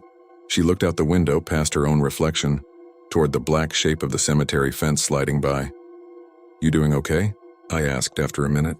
"You need to warm up more?" "I can bump the heat, I'm fine," she said. Thank you. Her voice had that careful edge to it. Chicago. But from a different time, like you hear on those old VHS tapes your parents keep in a box. I kept driving. The wipers creaked every so often across dry glass because it looked like snow but wasn't. "My boyfriend doesn't like when I take rides at night," she said after a while. "He worries." "That's fair," I said. "It's late. He says the roads are mean," she said. Then she laughed, quick and light. "That's a funny thing to say, right? Mean roads." She touched the window with the tips of her gloves and left no smudge. We passed the cemetery gates. Even in the dark they catch your eye. Something about the geometry of them. The way the bars rise. Each topped with a spike, the way the pillars lean in. Like they're listening. "That's resurrection," I said without thinking, just filling the car with sound. "You know the story?" She looked at the gate so hard I thought she might ask me to stop. "Everybody knows it," she said. We didn't talk much after that. She gave a small direction once to take the turn by the wooded strip instead of the main intersection. It was shorter and empty, and felt like driving through a pocket of air colder than the rest. I figured she was someone's kid sister who'd got a ride home from a party, and the friend bailed, leaving her to the app. When we hit her street, she leaned forward, resting her hand on the back of my seat to point. "Here," she said. "Just pull up by the lamp." There was a house with a porch light left on the way my parents used to do for me when I stayed out too late. She said, "Thank you." And I said, "No problem." And she added, "Do you have change?" Which made me smile because who carries cash? And then I remembered I had someone's for tolls. She paid me in quarters anyway. 3 silver circles pressed into my palm like she didn't want her skin to touch mine. Then she was out, walking fast up the path, coat still pinched shut. I watched her climb the few steps. Before I pulled away, I glanced at the mirror. She wasn't at the door. The porch light was on, the steps were clear, and there was a faint fog on my back window where her breath had been a minute ago. I thought, she probably went around to a side door. I thought, don't be a creep staring at some girl's house. I drove away. When I got home, Maya had left out leftover empanadas from the little place on 63rd. She was already asleep, the TV whispering in her room. I ate at the counter. The quarters were still in my pocket. I set them on the counter without thinking. One landed on its edge and wobbled a long time before lying flat. The smell of lilac lingered in the coat I'd shrugged back on to grab the food from the fridge, and I figured it was hers, a perfume that stuck to everything it touched for a little while. The next night, I worked the same route. The app sent me up Archer again after midnight. It was colder, a wind that made the stop signs twang. I picked up a guy in a Bears beanie from a bar I'd never seen open in daylight. He got in reeking of beer and ancient peanuts and put his forearm on the back of my seat. "You ever see her?" he asked. "Who?" I said, just because pretending not to know reassures drunk people. "The girl," he said. "The one with the dress. The one that's always late to get home." He laughed, then sobered. My grandpa swore he picked her up way back. She said, "Drop me at the gates," and he said, "That's creepy," and she laughed, and then he wasn't laughing because she wasn't there when he looked again. "There are a lot of stories," I said. "Yeah, well, there's always a lot of stories," he said, and fell asleep. I dropped him at a building where every window had a different color curtain like a patchwork quilt. The third night, I recognized the ping location right away. Same corner, same streetlight, same dark. I told myself I'd gotten used to that route and the app knew it. I turned down my radio. When I coasted to the curb, she was there. Same coat, same careful stance, like she wanted to be smaller than she was. When the door handle clicked, a chill slid over me even with the heat on. She got in the back and shut the door softly. The smell of lilacs again, stronger, like it had been waiting in the car. "Hey," I said, and heard my own voice as if from the end of a hallway. "Could you take Archer?" she asked. "The same way. Sorry." "Sure," I said. "Thank you," she said. and the word hung there like she had just learned to say it. We passed the gates. The road was empty. Every reflector shone back at us like an eye. I checked the mirror, not because I was trying to be a jerk, but because some part of me needed to know she was there. She was. She had her head tipped, watching the cemetery like she recognized the stones. "Do you ever walk?" I asked. "At night?" "I mean, for air, sometimes," she said, "when no one is looking." "How come?" I said, "Because," she said, "there are places you only see when no one's looking." That answer lodged under my skin. I laughed because I didn't know what else to do, and then I stopped because her face in the mirror didn't match my laugh. This is going to sound weird, but it was too still. Like she had practiced the idea of sitting in a car without practicing how to breathe while doing it. The back window steamed where her breath would have been, but the steam didn't pulse or shift. It just fogged, then cleared, then fogged again, like someone pushing their sleeve against the glass on a loop. When we got to her street, I slowed. She leaned forward to point to the lamp again, and I flinched. Her hand was close to my shoulder, and it was so cold the hair lifted on my neck. She saw me react and pulled back like she was embarrassed. "Sorry," she said. She touched the door handle. Would you mind dropping me by the cemetery one night? Sometime I need to leave flowers. For a friend?" "Sure," I said, because what else do you say when someone asks like that? "Not tonight, though. They locked the gates." "I know," she said. "They always do." She left 3/4 again. When she was gone, my back seat had the faintest indent, like a child had rested there. It smoothed out slowly while I watched, as if the cushion was remembering its own shape. I looked at the porch light. It was on. I looked at the door. It stayed closed. I pulled away and drove aimlessly until the app offered me a ride in a part of town with more noise, more proof of other people. I told Maya about her over coffee the next afternoon. She yawned and patted my hand. "You picked up Resurrection Mary," she said, like she was telling me I'd found a penny. "She paid in quarters," I said. "Sure she did," Maya said, and got up to get dressed for work. "It's a good story, Al. You should post it. People eat that stuff up." She kissed my hair as she walked past. "Stay on the well-lit streets, okay?" I tried, I really did. But it's the strangest thing. When the app pings you, it's like the sound points your nose. That weekend the bars were full. Payday glow around everyone. I thought I'd spend the night bouncing around the loop, but around midnight, the map tugged me south again. Archer was dark. The cemetery fence ran along to my left like a railroad track. That's when I saw the flash of white at the edge of my headlights, a shape where the shoulder dipped. I slowed by instinct.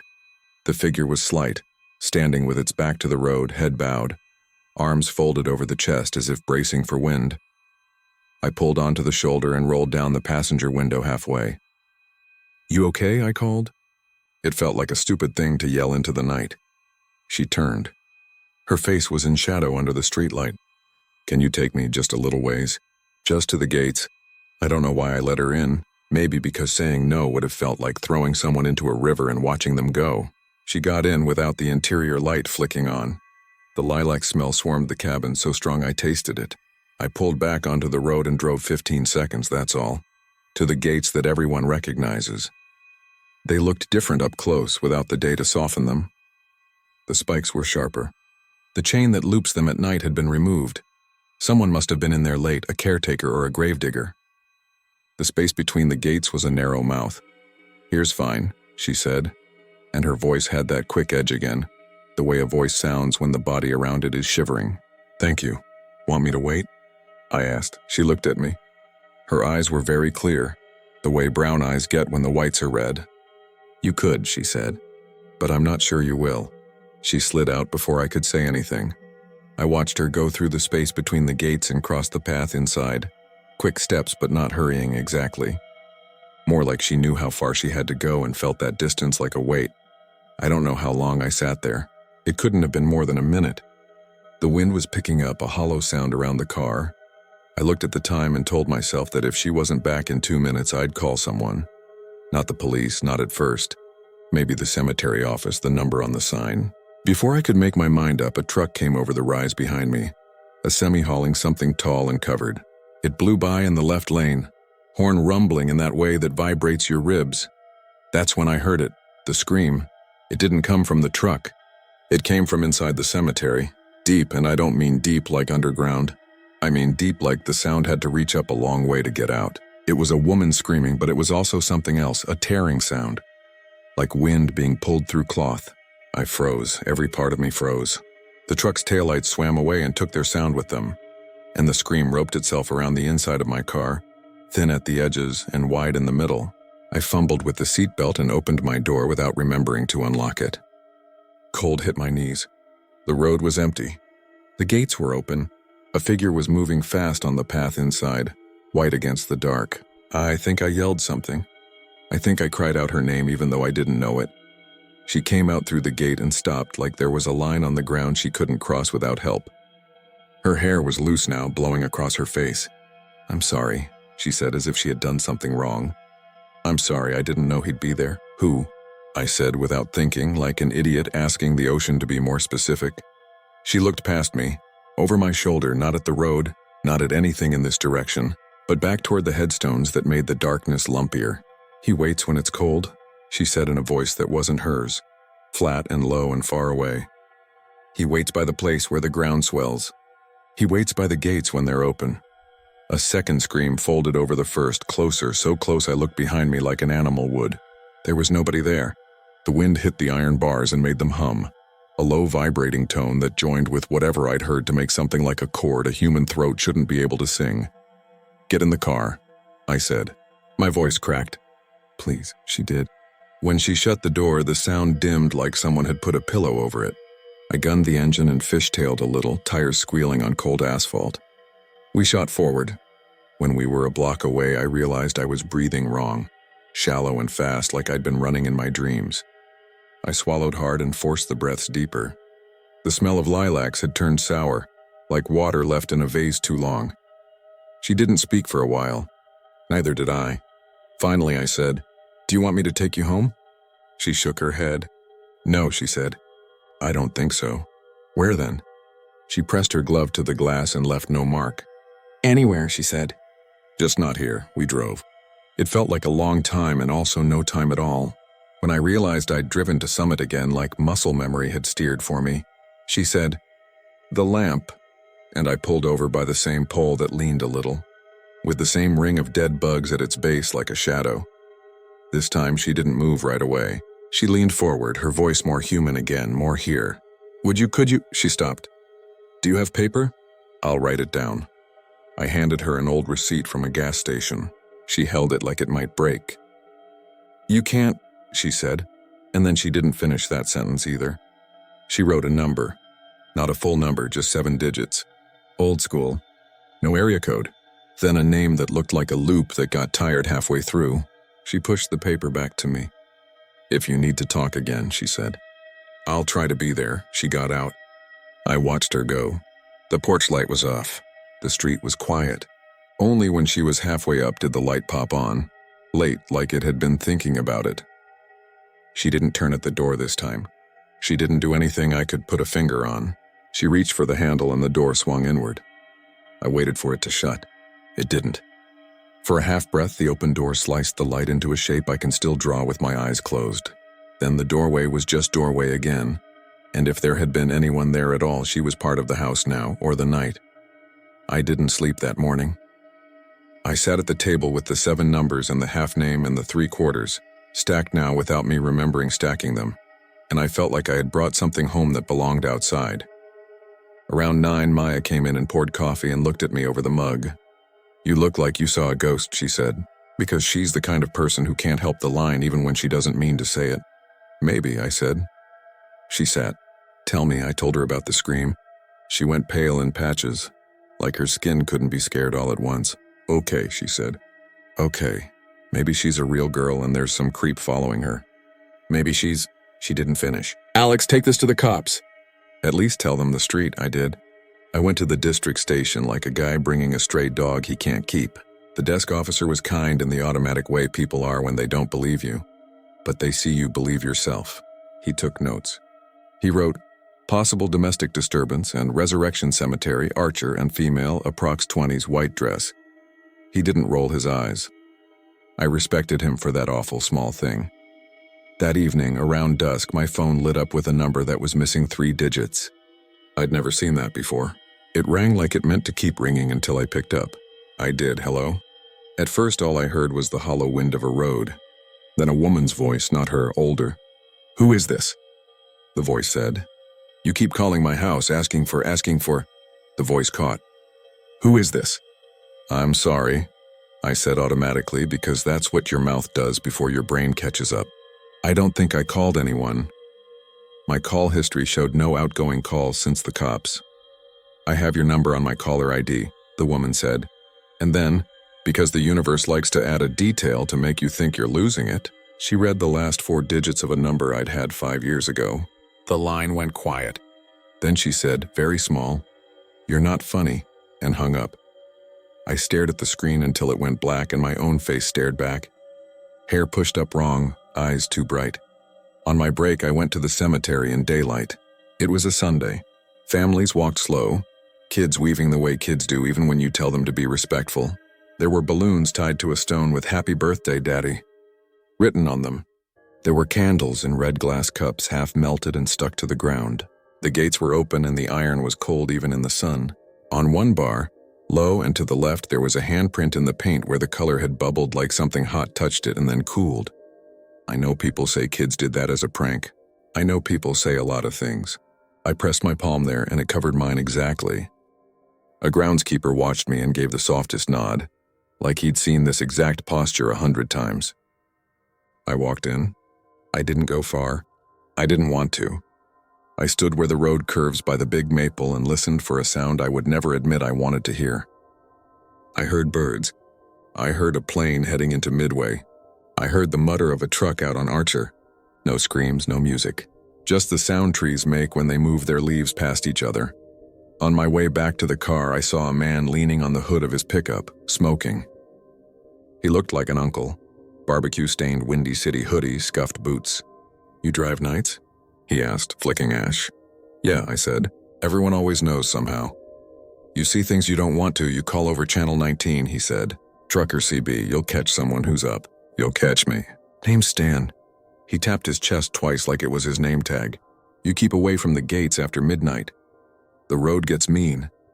I wanted to ask him how he knew that exact phrase, but he had already turned to watch a family carry a folding chair back to their car. For a couple of weeks, nothing. I avoided Archer after 11 without deciding to. The app would ping and I'd let it time out. Maya teased me, then stopped teasing me when she realized the joke didn't land. We got a second deadbolt for the apartment, even though neither of us said we were scared of anything except last year's water bill. Then one Tuesday, just before dawn, my dashcam app sent me a notification. It had uploaded a clip to the cloud, motion activated. I hadn't been in the car since midnight. I opened the clip. It was grainy, black and white. The car was parked on 55th. You could see the street light and past it the cemetery fence a block away. Everything looks closer on those cameras. At 13 seconds, a figure moved across the back seat frame from left to right. Not a person. Not exactly. A white shape like when you breathe onto glass and then drag your hand through the breath. The shape paused at the center of the frame where the back seat is, like it was sitting for a second. Then it slid out of the frame. The clock on the video said 3:17 a.m. There was no sound. I didn't show Maya. I deleted the clip. Then I emptied the deleted folder. My hands shook like I'd drunk 4 Red Bulls after. The car smelled like lilac so strong I cracked the windows in a 30-degree wind. The next night I went early, before the bars closed, thinking I'd beat whatever clock I'd wound by accident. The roads were crowded, the good busy. I started to feel stupid for letting a story rent space in my head. Then I got a ping at Archer and Roberts. A pickup at the shoulder near the dark stretch. I hovered my thumb over Deanie. I don't know why I didn't press it. Maybe because I was tired of being afraid of a road. I pulled up. Nobody there. I waited the grace period, then another minute because the idea of leaving felt like an insult to something I didn't want to insult.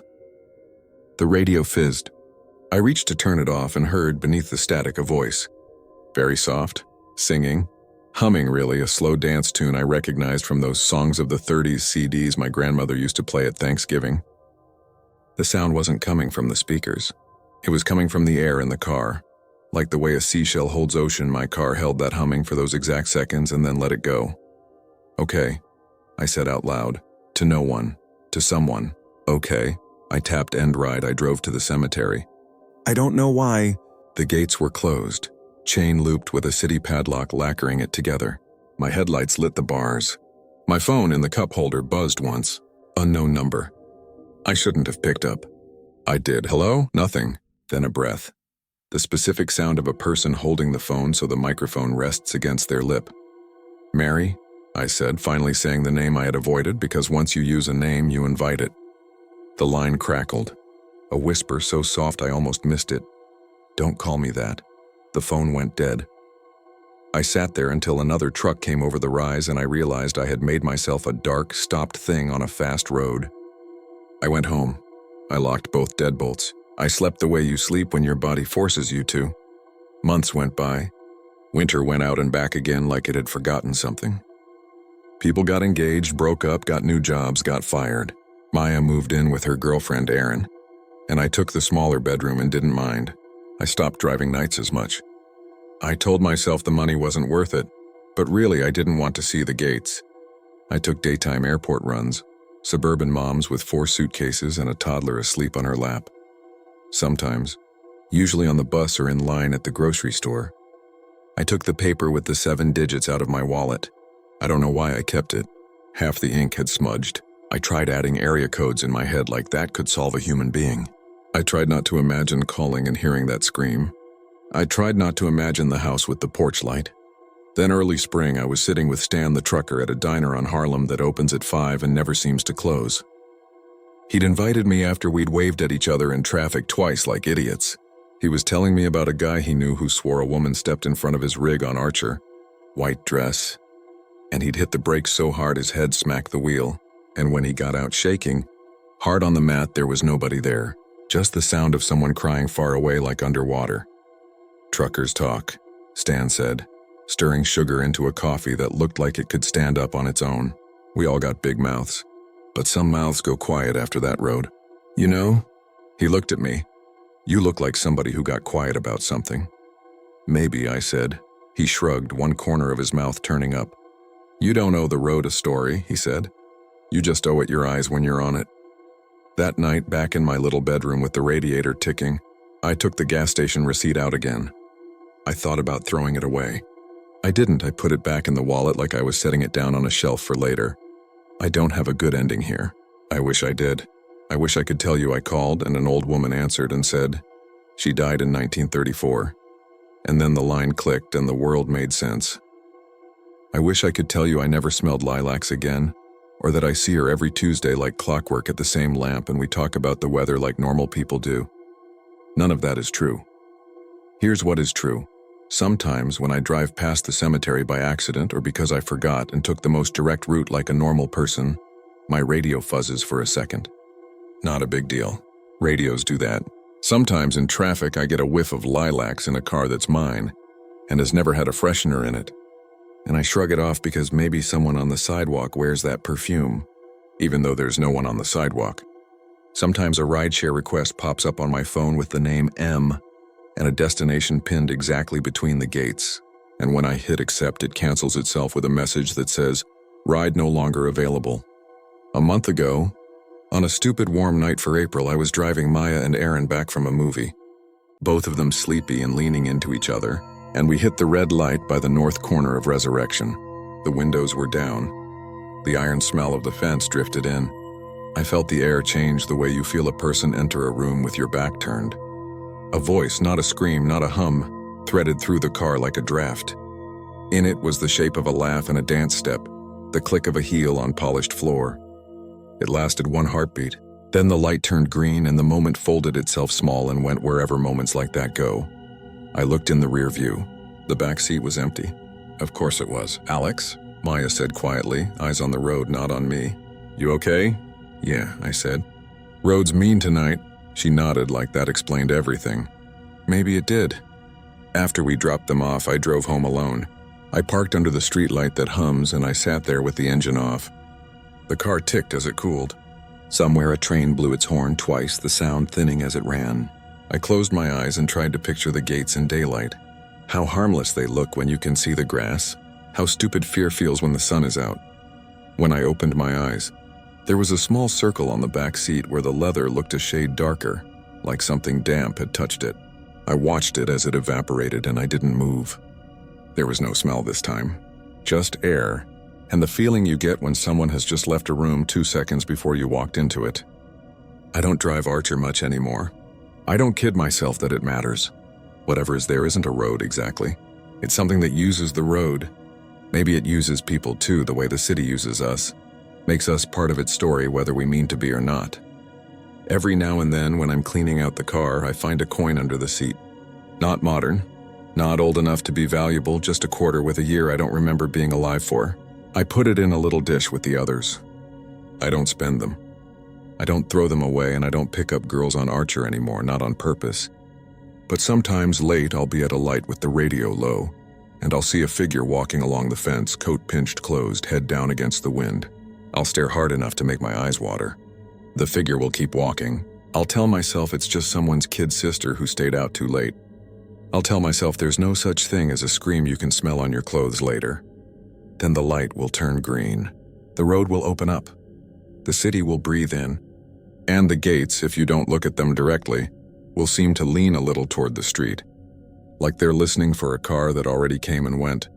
Like they're practicing how to be a mouth that opens and closes, letting someone out just long enough to remember she used to dance.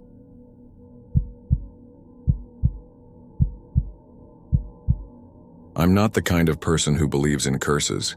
I'm the kind of person who checks the batteries in the smoke detector twice, who carries an extra phone charger, who reads plaque signs in old cemeteries because I like history, not because I'm trying to scare myself.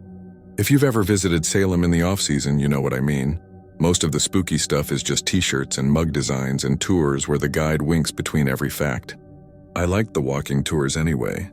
I like the way the cobblestones under your feet make you slow down and look. This happened a few years ago, the fall before the pandemic. I was 29 and working maintenance for the city. Trash pickup, lawn work, small repair jobs. My friend Lena got me the spot. We were both assigned to a loop that included a few squares, an old playground, and Howard Street Cemetery. If you've been there, you know it's not like the postcard cemeteries with tall obelisks everywhere. It's small, quiet. The stones are thin and dark and lean a little. The grass always feels damp even on dry days, and the edges of the place blur into the back of buildings in the old jail site. I knew the basic story about Giles Corey. Most people do. Crushed under boards and stones because he refused to enter a plea. His last words supposedly more weight. Every Halloween you'll hear the line at least a dozen times shouted from somewhere. There's another part of the story locals tell if you hang around long enough, that Corey appears before disasters in Salem. Fires, storms, deaths. People say he was seen right before the Great Salem Fire of 1914, walking between the stones, smiling a little like he knew what was coming. I had always filed that under tour guide spice. And then September turned colder, and the first thing happened. It was a Wednesday. I remember because on Wednesdays we had to check the trash barrels on the perimeter roads and make sure the lids weren't cracked. Lena and I split up. I took the cemetery and she took the playground. Our supervisor, Rick, stayed by the truck drinking coffee that smelled like burnt pennies. The sky had that thin, high cloud cover that makes everything feel like late afternoon even when it's noon. The cemetery gate has a latch that squeals even if you oil it. I went in, did my scan for bottles or candy wrappers, and started bagging leaves that had piled against the low stones. I heard someone cough and looked up. There was an older guy near the back corner, which is where the ground dips a little. White hair, shoulders hunched, a coat that looked too big and too thin at the same time, like something you get from a donation bin. He was moving slowly, dragging one foot. I figured he was a neighbor cutting through, so I called out, "Hey, we're working in here, just watch your step." He didn't look at me. His head was bent, and I remember thinking he might not have heard. Then I noticed he was barefoot. Bare feet on that wet grass in September, the color of his skin the same gray as the stones. "Sir?" I said, and took a step like I was going to catch up to him. He moved between two graves and was simply not there. There's no trick to that spot, no hedge to duck behind. I walked over and checked. The back wall is just a low fence and then a narrow path behind the properties on the next street. If he'd slipped through, I would have heard the boards flex, nothing. No footprints, and the ground was soft enough you could see where I'd stepped. I didn't tell Lena. I didn't want to be that person. I told myself I'd seen a guy and he'd left and I just missed it. That's it. But that night around 11, driving on Canal Street, a piece of truck tire blew out in the lane ahead of me. It wasn't a big deal, except the car to my left swerved into mine. It was low speed, we both braked in time, no one was hurt. We exchanged info under a streetlight that hummed like a bug zapper. When I got home, I had a voicemail from my mother in Danvers saying Dad had fainted while raking and the neighbors called the EMTs. He was okay. Dehydration, they said. I kept telling myself I was being dramatic. Tiny things stacked on top of each other feel bigger when you're tired. The second thing happened on a Saturday when Salem was packed. Tourists were already showing up for October. Lena and I were emptying the barrels next to the cemetery fence and a fire truck went past so slow I thought it was part of a parade. Lena shaded her eyes. "Where's the fire?"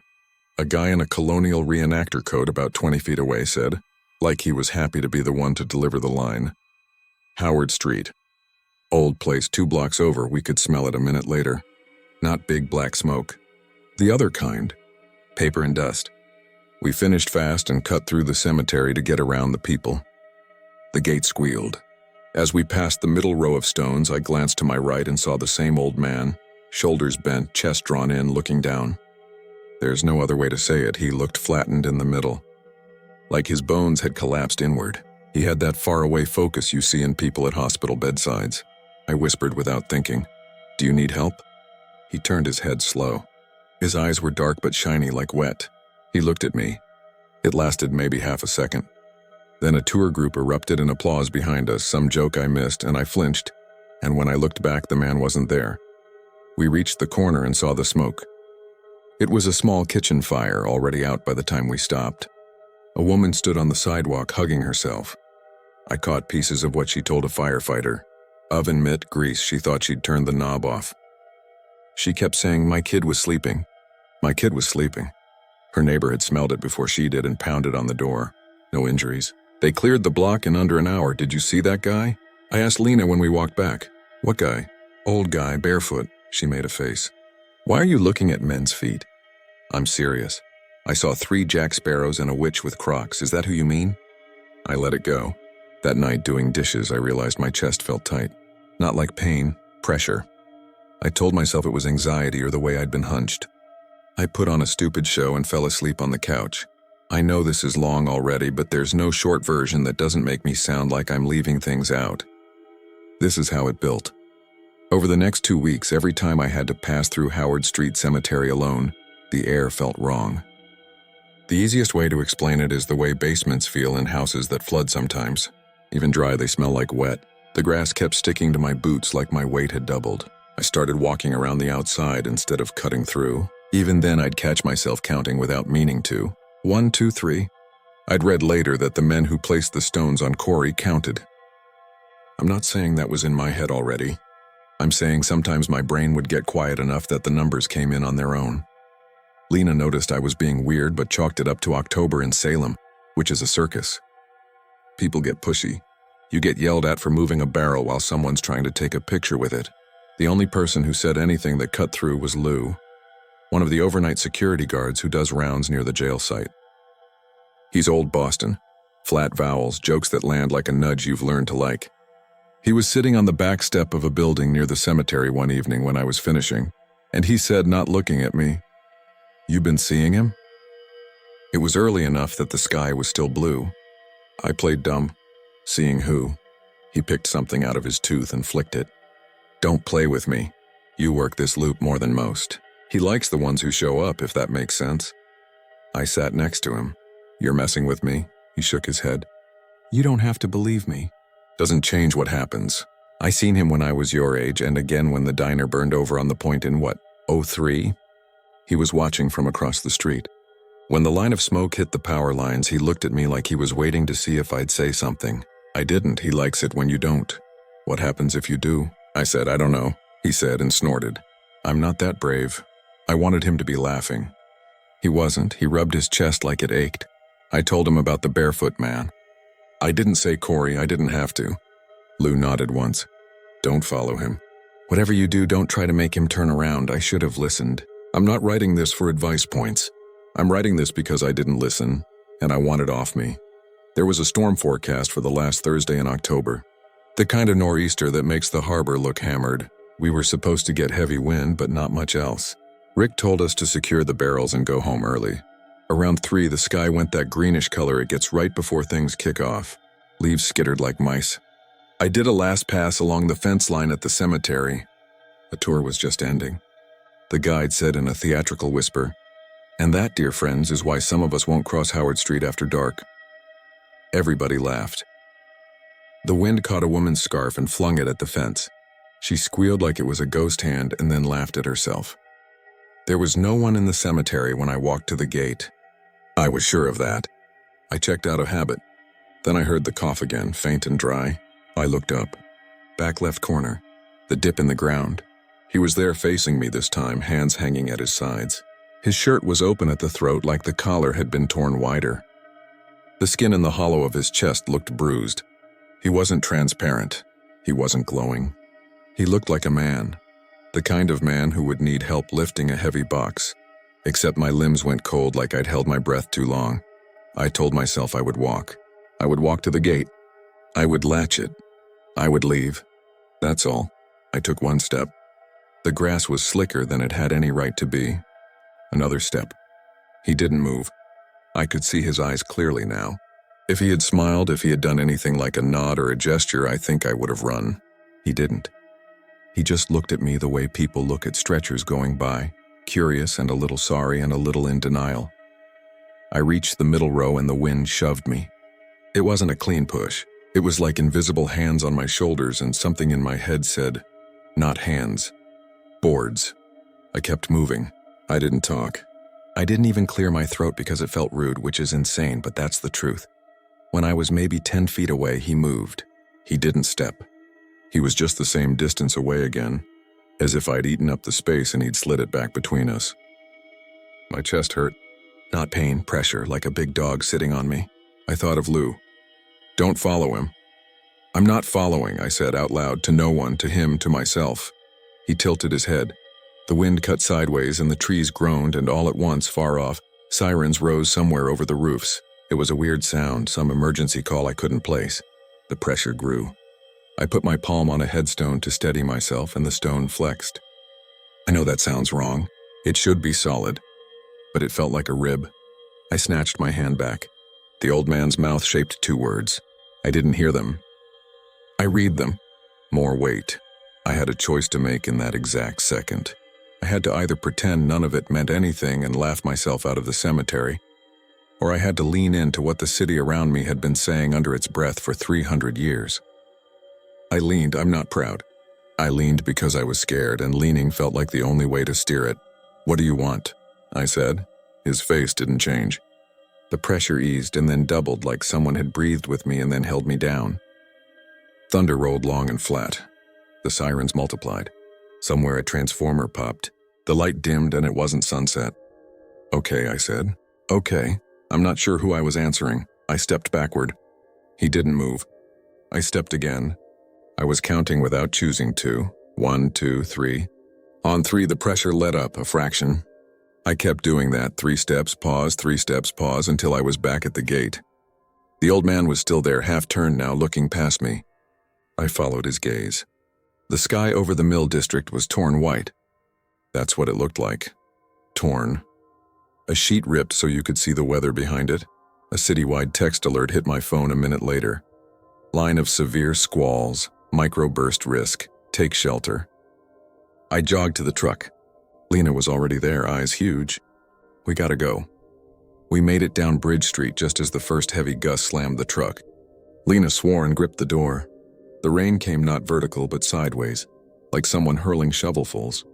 We pulled into the garage and watched the security cameras flicker. The power held. Not everywhere. Downtown went dark in pockets. We sat on folding chairs with Rick listening to the scanner chatter. Flooding on one street, a falling limb through a car on another, and then the words that made Lena cover her mouth and look at me for some reason I didn't like. Structural collapse reported, old brick, rear of building facing. Howard Street. The voice crackled. "No reported injuries, copy, we've got it cleared, no injuries, copy. No one died." A fire escape failed and crashed into an alley. The building was empty at the time. A woman who lived 2 doors down tripped running to look and broke her wrist.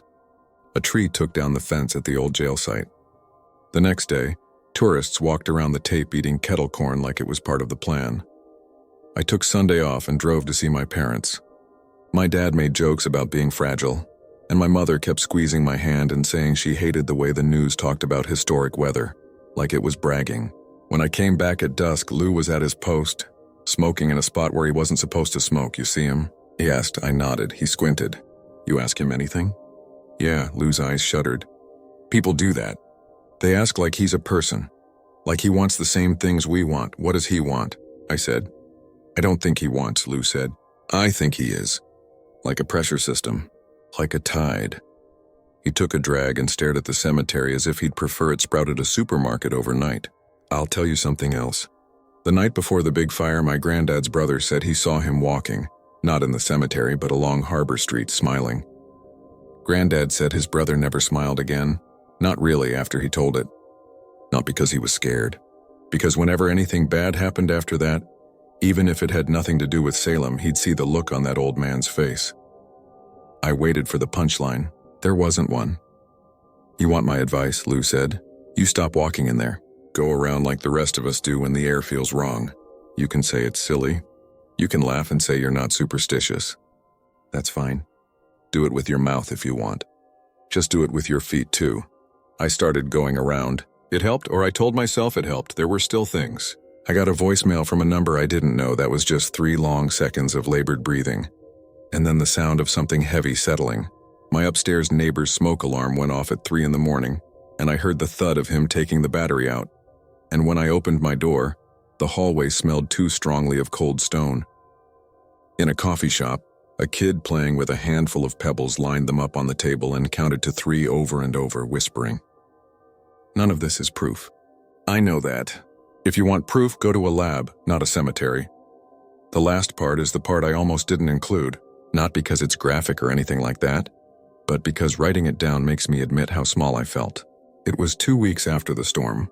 The city had put up new temporary fencing at the jail site, and professional crews had checked the cemetery stones for stability. I was sweeping leaves off the sidewalk, not even thinking about the place behind me, when a tour group passed. The guide was talking about Corey in a voice that told me he'd repeated this speech more times than anyone should have to repeat any speech. According to legend, he said, Giles Corey appears before tragedies in Salem. Folks say a woman interrupted. Tragedies like what? Fires? Deaths? The guide shrugged like he wanted to keep it light. The big one people talk about is the Great Salem Fire of 1914. There are accounts of an older man wandering among these very stones the day before, smiling. Was it Corey? Was it someone's grandpa? Was it just a story to make sense of a city that had to rebuild itself? You decide. They loved that. People love being told they can decide about things that already happened. A man in the back of the group had his phone out and pointed into the cemetery, even though there's a sign that says no photography. He took a burst of shots, then frowned at the screen and pinched to zoom. I wasn't trying to eavesdrop. He stepped toward me and held up the phone like we were in it together. Hey, does that look like a person to you? I looked. In his photo, there was the usual stuff. Leaning stones, a bit of trash we'd missed, the dip in the ground at the back left. And in the middle of the frame, slightly out of focus, was a man. Shoulders bent, chest pulled in, head tilted like he was listening for a sound only he could hear. He was facing away from the camera, walking, barefoot. You could almost see the arch of his foot in the wet grass. I felt my throat close. The man with the phone laughed. It's probably a trick of the light. He swiped to the next photo. The figure wasn't there. See? A little girl tugged on his sleeve. Daddy, that man looks sad. The father glanced down and ruffled her hair without looking again at the picture. It's nothing. It's a shadow. I made it to the end of my route. I made it home.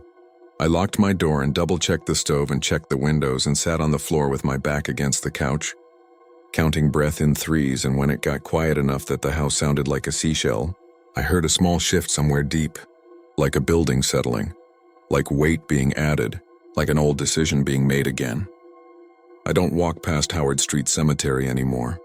I take the long way, even in daylight, even on beautiful blue May mornings. People ask why I avoid that side. I tell them traffic's easier on the other block. I say the truth sometimes, which is that the ground there always feels damp.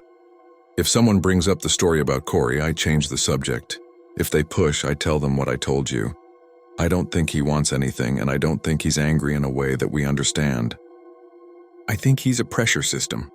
I think he is the weight that was placed on him, spread out over time, still settling, still counting. I think he shows up to remind us that everything heavy lands somewhere.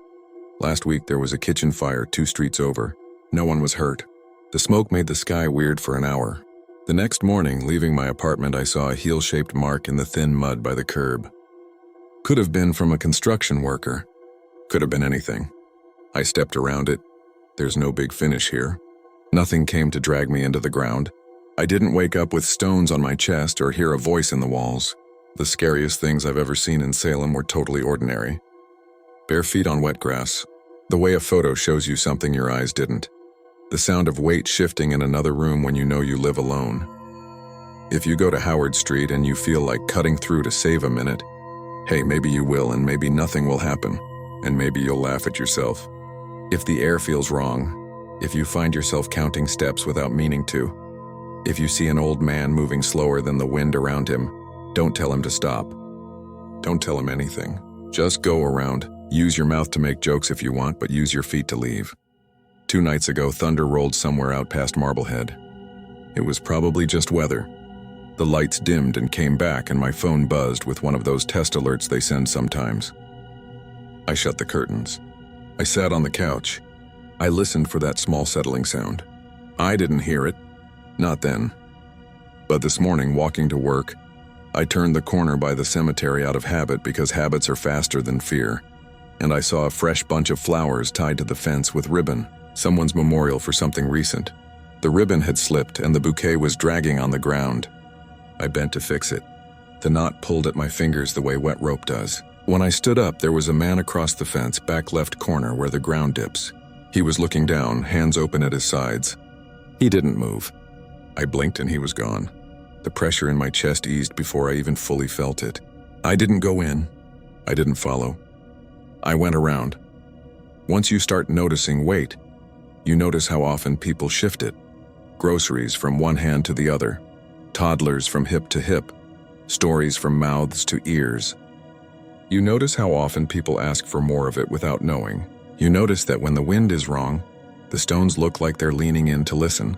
And you notice that some places in some towns are still waiting for something that already happened, over and over, and we're the ones who keep handing it to them 3 small steps at a time.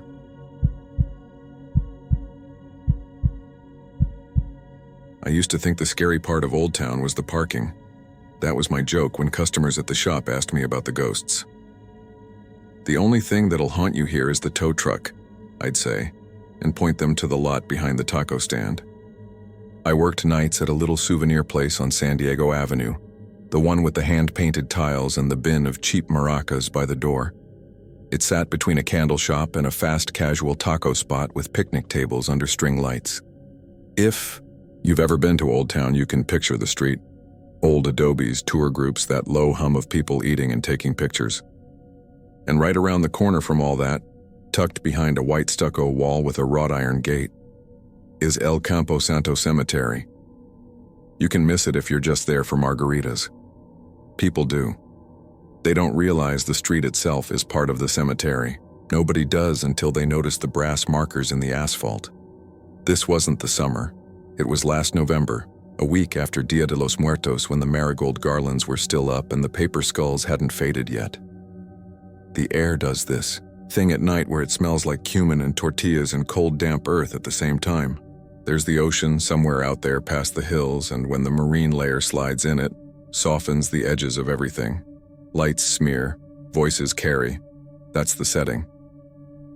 There were 3 of us closing most nights. Me, my coworker Mara, and our boss, Mrs. Ortega. She was one of those bosses who doubles as an aunt you never had. She wrapped extra scarves around us when it got chilly and pretended not to notice when Mara gave a friend a locals discount. I was 27, saving for a move I swore I'd make to Portland. Mara was 30 and had this blunt honesty I liked. She'd say things like, "If a ghost takes me, it better be to a better apartment."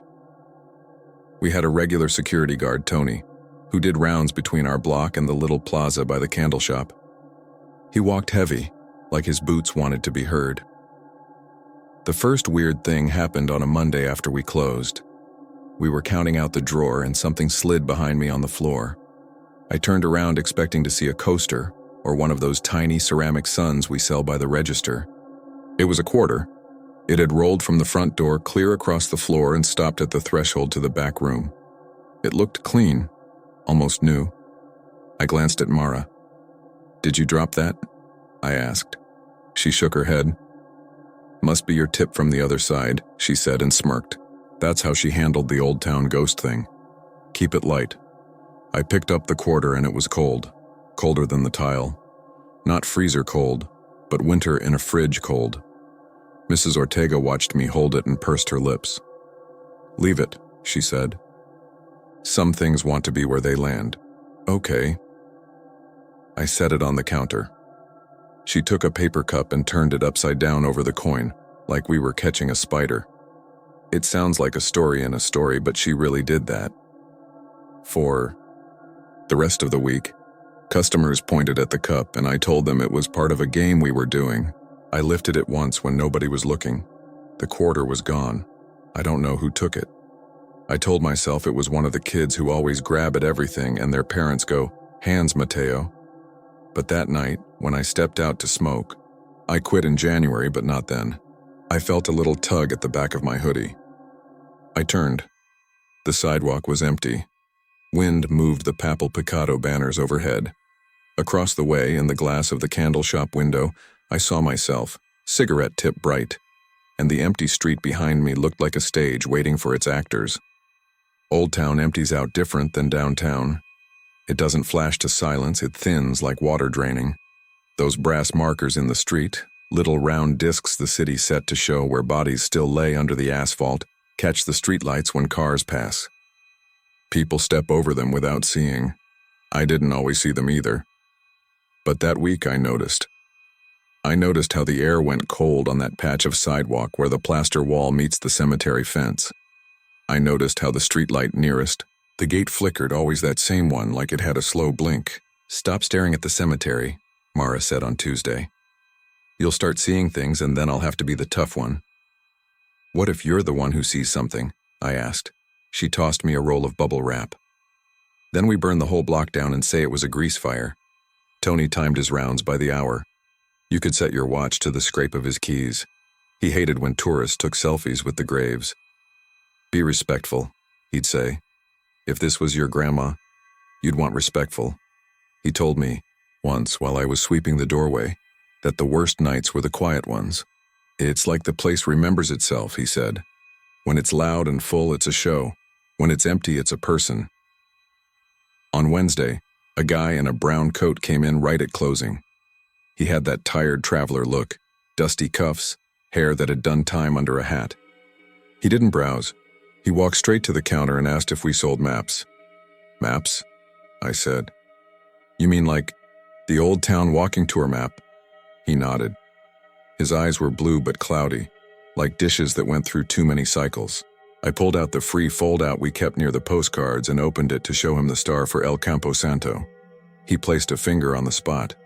His fingernail was spotless, like he'd never worked a day, or like he'd washed his hands 100 times that day. "What time do they shut the gate?"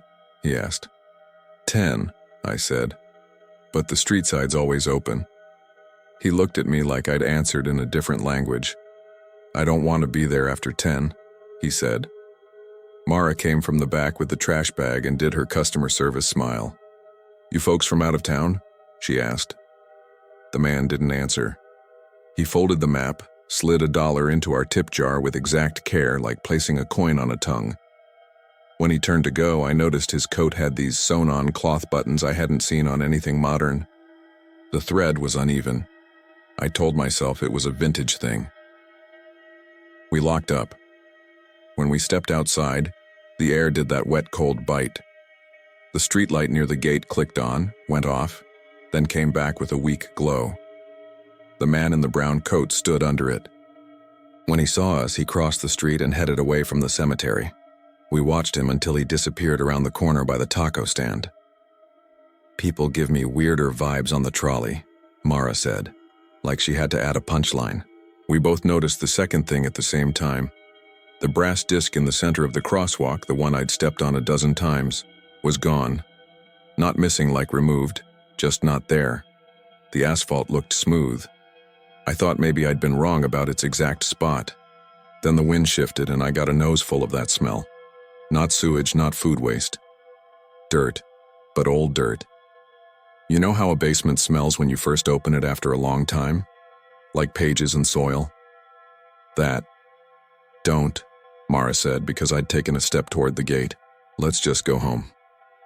I don't usually walk past the cemetery at night. If I have to catch the bus, I go the other way, past the market with the plastic crates and the little shrine tucked in the corner. But Thursday our boss left early, for a church thing, and the bus tracker app told me my route had a delay, so I decided I'd cut through and grab a rideshare on the other side. It's 2 extra minutes that way. I told myself I was being efficient. Tony was sitting on the low wall, his radio hissing something soft. He gave me a nod. "You good?" he asked. "Yeah," I said. "You okay?" He flexed his hands inside his gloves. "Keep getting that feeling." He pointed at his forearm. Goosebumps like chicken skin rose under his sleeve. He had his share of old town stories, the kind you tell because it helps to get them out of your head and into someone else's for a while. But he didn't share one then. He just said, "They paved over a lot, you know. People don't like to think about it, but the ground knows." I looked through the bars. El Campo Santo is tidy, with white wood crosses and a few stone markers. There's a little shrine with candles that people bring from home, half-burned wax pooling over glass. A couple of the graves have chains around them. The path is sand and hard-packed dirt. It's not grand like the cemetery on the hill. It's small and stubborn and right there next to the road, like someone said, "The dead can live next door." I cut down the sidewalk that runs along the outside of the cemetery's wall. My phone showed me the little cars of other drivers circling and not quite snagging my request. Streetlight, dark patch, streetlight. The cold spot by the gate felt like stepping into an open refrigerator. I took another step and felt that tug on my hoodie again. I spun so fast I almost tripped. No one. I laughed out loud because it felt ridiculous. "Okay," I said to nobody. Point taken. My app pinged. Luis, a driver I knew by face if not by name, had accepted.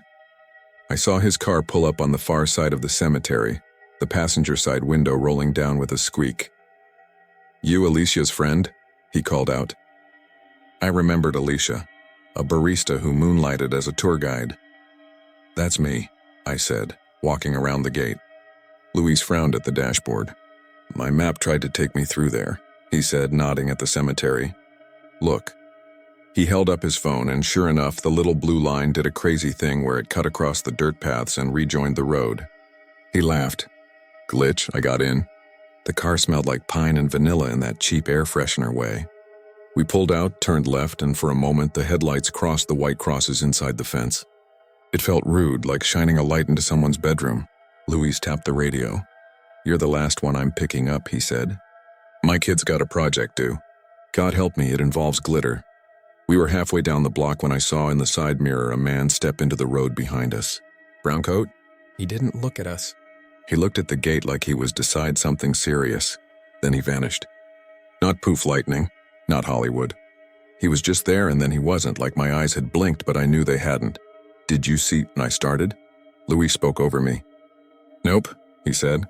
"Nope, nope, nope." He kept his eyes on the road, knuckles losing color on the wheel. "You saw him," I said. He nodded once. "Last year," he said, like he was answering a question I hadn't asked. "Picked up a fare by the plaza. Man gets in wearing old clothes. Sits quiet, doesn't say an address. Meter starts anyway. We go 1 block. He says, 'Stop at the cemetery.' I do. I look back. No one there. Passenger door opens like it's making a point. My kid? She thinks I was doing a TikTok thing. I don't talk about it.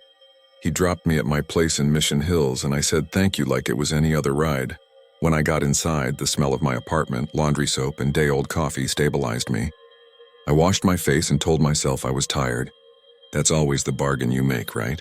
You're tired. Your brain is staging its own little theater. You saw a man in a brown coat because you were thinking about him. The quarter was cold because the tile was colder than you realized. The hoodie tug was a snag on the door, a breeze. You can make it make sense if you want to. For sleep, I wanted to. On Friday, we were busy. A bus tour unloaded and our shop filled with people trying to decide between 3 flavors of hot sauce and a mug that said, Sandy O. I didn't think about the cemetery at all until Mrs. Ortega handed me a box to take to the back, and there it was. Another quarter, just inside the stockroom door. I didn't touch it. I called Mrs. Ortega over. Don't step on it, she said. She fetched the paper cup and set it down. Her mouth pinched in that way again, like she'd tasted something bitter. Mara's screwing with us, I said. It came out too loud. Mara poked her head around the corner. I'm literally hand-selling fridge magnets, she said. I don't have time for haunted. Honey. A group came in wearing matching sweatshirts. That said Whaley House After Dark. They told us they'd heard knocking where there shouldn't be knocking and wanted to buy candles for protection. I didn't say that candles light up shadows as much. As they chased them, we closed late. Tony had taken his break early, so it was just me and Mara doing the last sweep. She stuck her head out the door and called into the dark. Any final shoppers of the living or otherwise? Don't, I said. Joking felt like a flimsy umbrella. We turned off the inside lights. The store went from color to outline. The glass cases turned into reflections of the street. That streetlight by the cemetery did its slow blink. The cold came through the door like a breath. Let's go, Mara said. I grabbed my bag from under the counter. The paper cup over the quarter on the stockroom floor clicked. Not like wind or plastic settling, like something tapped it from the inside. Once, twice, we both froze. You kicked it, she said. I didn't move. I could hear my own blood in my ears. The cup slid 2 inches across the floor. No sound but the whisper of paper on tile. It stopped. Then it slid back the way it had come, like whatever was under it had tried pushing and then decided to pull instead. Mara put her hand over her mouth. I stepped forward, reached down, flipped the cup.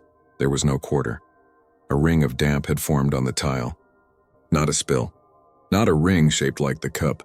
A dark circle, 3 fingers wide, like something wet had lay there and soaked down and then been lifted. The center was dry. The damp ring felt cold when I touched it. I know, dumb to touch. I couldn't help it. It felt like touching the inside of a freezer door that needs defrosting. We're leaving, Mara said. It wasn't a suggestion. Outside, the street was thinner than usual for a Friday. A guitar player packed up across the way. The taco place wiped down the last table. The gate to the cemetery stood open, just enough to look like someone had eased through. Tony was nowhere. The streetlight did its blink. Don't look, Mara said, and I did the opposite. I looked.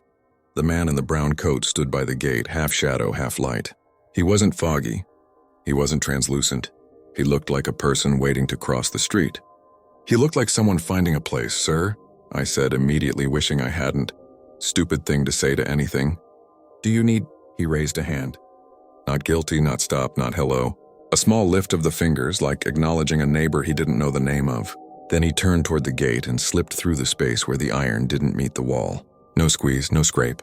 Just there and then inside. Please don't, Mara whispered. I didn't move. I think some part of me thought that if we watched it, if we stood witness, it would be real in a way that could be worked with. It did not help. There's a spot just inside the gate where the path forks. One way goes past a grave with a low iron fence. The other goes toward a larger stone marker with an engraved cross. He stopped there. He looked down like he was reading the ground. Then he bent, and for a second his coat fell open and I saw a shirt with a high collar. No buttons, I recognized. He placed his hand palm down on the dirt, thumb pointed like a compass. Then he straightened and kept walking deeper, toward the back where the fence meets the alley. We couldn't see him after that. The string lights at the taco place threw a weak glow. The streetlight hummed. Cars rolled by in the distance, not ours. Call Tony, I said. Mara's hand shook as she dialed. No answer. I'll go, she said. You will not, I said. But my legs moved anyway. I don't know why. Maybe I thought he was lost. Maybe I thought if I could talk to him like I talked to a confused tourist, I could undo whatever knot he was in. I went to the gate and put my hand on the cold metal. Cold like the ring on the tile. It thrummed. That's not a word I use, but that's what it did. Like a truck idling far away. I stepped in. It didn't feel like a movie. It felt like walking into someone's living room when you thought it was the hallway to a restroom. Immediate wrongness. The kind that isn't dramatic until you realize it isn't going away. The path is narrow. The sand crunches under your shoes. The graves look like they're watching you because they are the part of you that can't look away from the thing that scares you. I've been in there during the day. People leave coins and notes and little bottles of tequila. At night, those offerings look like teeth in the dirt. I followed the path right the way he'd gone. The air inside the cemetery felt colder than outside by 10 degrees. My breath did a visible thing it doesn't usually do in San Diego. The lights from the street didn't quite make it past the wall. I had my phone, of course, and the temptation to turn on the flashlight was strong. But it felt like the kind of place where a beam would call attention. I kept it dark. "Hey," I said. Talking loud made my scalp tight. I kept my voice low. "Sir, you left something at the store." I heard how dumb that was. I kept going. I reached the back corner where the fence meets an old plaster wall. On the other side of that wall is an alley, and beyond that, the back of another shop. You can hear bins and boxes when people wheel them out. Tonight it was quiet. The man in the brown coat stood facing the wall like timeout. He had both hands pressed flat where the plaster met the ground. He didn't turn. He didn't move. I stopped a few steps behind him. My brain did the jumpy thing. If I touched his shoulder and my hand went through, I'd scream. If I touched his shoulder and it didn't go through, I'd scream. "Can I help you?" I asked, because sometimes the stupid normal words are the only ones that come.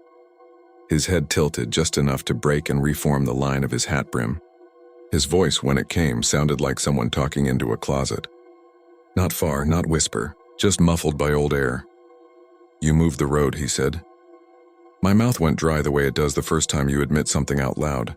"Not me," I said. "The city," he nodded, slow. "You put the road over our heads," he said. Not accusation, fact. He lowered one hand. He tapped the ground with the heel of his palm. A hollow place, a dull sound, I think, or I told myself that. "I'm sorry," I said. I meant it. I know that's useless as a sentence, but it's what I had. His shoulders went up and down once, not laughter. Not a sob. The motion of a person reconciling a thing they can't reconcile. "You should go," he said. I wanted to be the person who stayed. I wanted to be the person who didn't run at the bad part of the story. My legs were smarter. They took me backward step by careful step. He didn't turn to watch me. He pressed his hand flat to the wall again and leaned in, like listening. When I got back to the gate, my phone vibrated, and I flinched. "Tony." "Don't be in there," he said without hello. His voice was small over the radio hiss. "They're walking." "Who?" I asked. "The ones under," he said. I stepped out onto the sidewalk. The air outside felt 10 times warmer. Mara grabbed my sleeve.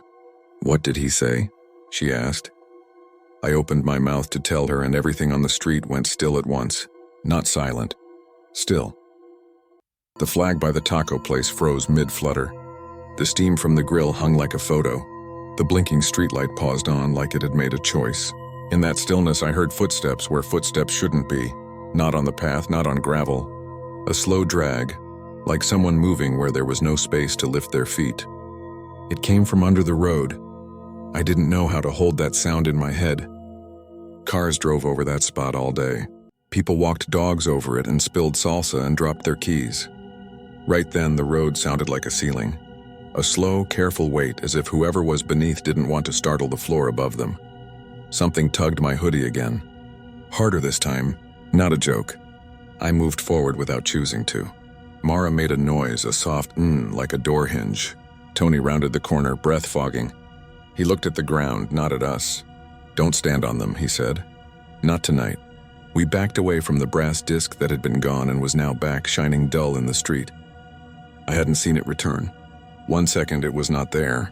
The next it was exactly where it had always been, as if my memory had been a bad angle. The stillness broke. The flag started its lazy move. The streetlight blinked again, relieved. "Go home," Tony said to us. "Please." Luis texted me without my asking if I needed a ride. I don't know if Alicia told him, or if he was just being the kind of person who senses the world tilting a few degrees. We waited for him by the market. We didn't talk. In the car, he didn't turn on the radio. He didn't say, "So what happened?" He just drove. Eyes a little too wide, checking his side mirror every block like he expected to see someone sitting behind us. When he dropped us, he said, "Leave your shoes outside tonight." "Why?" Mara asked. "Just do it," he said. "My grandmother." She said that's how you keep the ground on the ground. I did. The shoes steamed a little in the damp air on my doorstep like they were exhaling. The next morning I woke up feeling like I'd dreamed too much. The world had that thin, overslept quality. On my kitchen table there was a quarter. I didn't put it there. I live alone. I do not have casual quarter levers. It sat on a folded Old Town map I'd brought home months ago as a joke. The quarter wasn't shiny. It was dull and rubbed smooth in the middle, like it had traveled and been handled by hands that worked. When I pressed my finger to it, the metal felt warm. Not room temperature. Warm like someone had been holding it a long time. I should have called in. Instead, I went to work because that's what you do. Mrs. Ortega had already opened. She had coffee for me in a cup that said Bestia. She looked at me over the rim, like she could see the things I'd seen. You look like you slept under a picnic table, she said. I found money on my table, I said. She nodded, not surprised. Bring it, she said. We'll give it back. To who? I asked. She shrugged like you shrug when your family has a story you don't tell outside. To the place, she said. To the ground. We walked together to the gate. Tony stood by the streetlight that hadn't stopped blinking. He had a coin in his hand, too. He didn't ask what we were doing. He walked with us. Inside the cemetery in daylight is a different animal. Birds scold you for existing. The dirt looks like dirt, not like a lid. We went to the little shrine with the candles. Mrs. Ortega set her quarter down on the stone lip. Tony set his on the other side. I set mine between. People had left others, nickels, pennies, a tiny silver button. The little lineup felt like a throat clearing, a soft apology. A tour came in behind us. Their guide spoke in her best story voice about cold spots and tugging, and a taxi driver who picked up a man in 19th century clothes. Tony rolled his eyes, but not mean. The tourist looked at us like we were part of the set dressing. Back at the shop, Mara had the door propped open. We're doing a sale on Not Speaking of Last Night, she said. Everything half off. We laughed because relief sometimes wears a joke costume. All morning, customers bought sugar skull shot glasses and stickers of coyotes howling at mission bells. Around noon, a guy in a brown coat walked past the window. I stiffened like a cat spotting a dog. He had a modern backpack. His coat was a thrift store special. He looked like somebody's boyfriend. Breathe, Mara said. There isn't a big end. I wish there were. I wish I were the kind of storyteller who could tell you we dug and found a nameplate, or we called the city and they added more markers, or the man in the brown coat stopped coming by. None of that. The city doesn't even believe the map is wrong because the map isn't wrong. It's the ground that remembers differently. Sometimes the streetlight by the gate blinks faster than the others. Sometimes it holds steady for 2 nights and you think, see, stupid to be scared. Sometimes you feel a tug at your hem when you pass and your body flinches even if your brain says static. I haven't seen the man in the brown coat like I saw him that night since, but some nights, when the marine layer makes everything wet and the taco place's grill hisses like surf, I'll see someone step into the road and stop at the brass disc. They'll hesitate, like they're about to step on someone's shoulders. Some do it on purpose, a dare. Some step around without knowing why. You can watch them choose. 2 weeks ago, a receipt printed blank in the middle with ink only at the top and bottom, leaving a white band that lined up exactly with the level of the counter where customers place their hands.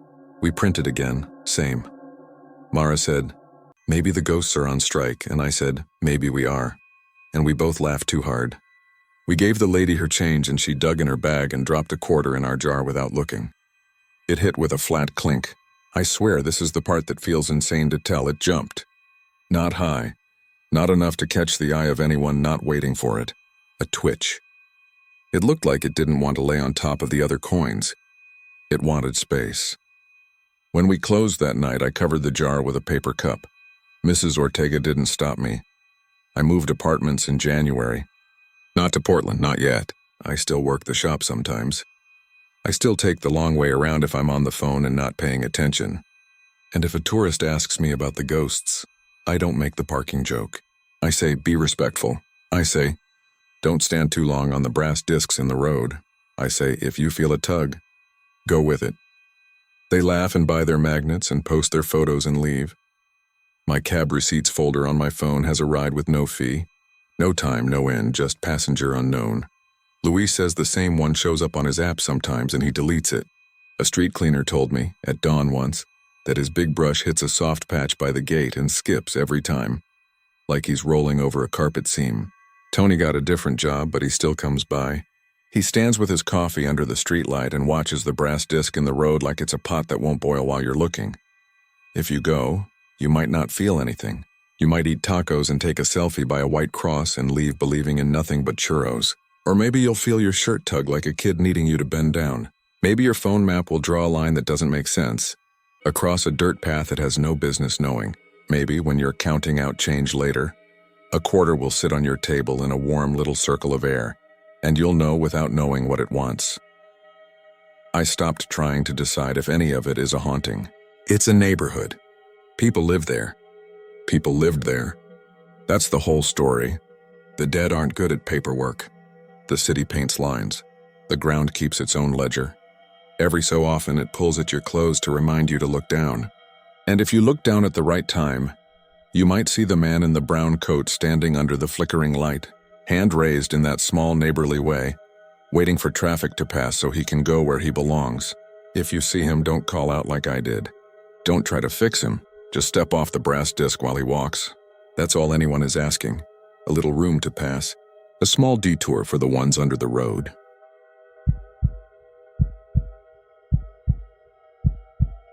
I didn't plan to spend a night inside Greenwood Cemetery. I'm not a ghost hunting type, and I'm definitely not the person who says let's split up in horror movies. But in June of last year, I flew down to New Orleans for a conference my company was hosting at a hotel off Canal Street. It was my first time in the city. I expected the food, the brass bands, the heat that hits like a damp towel. I didn't expect the quiet.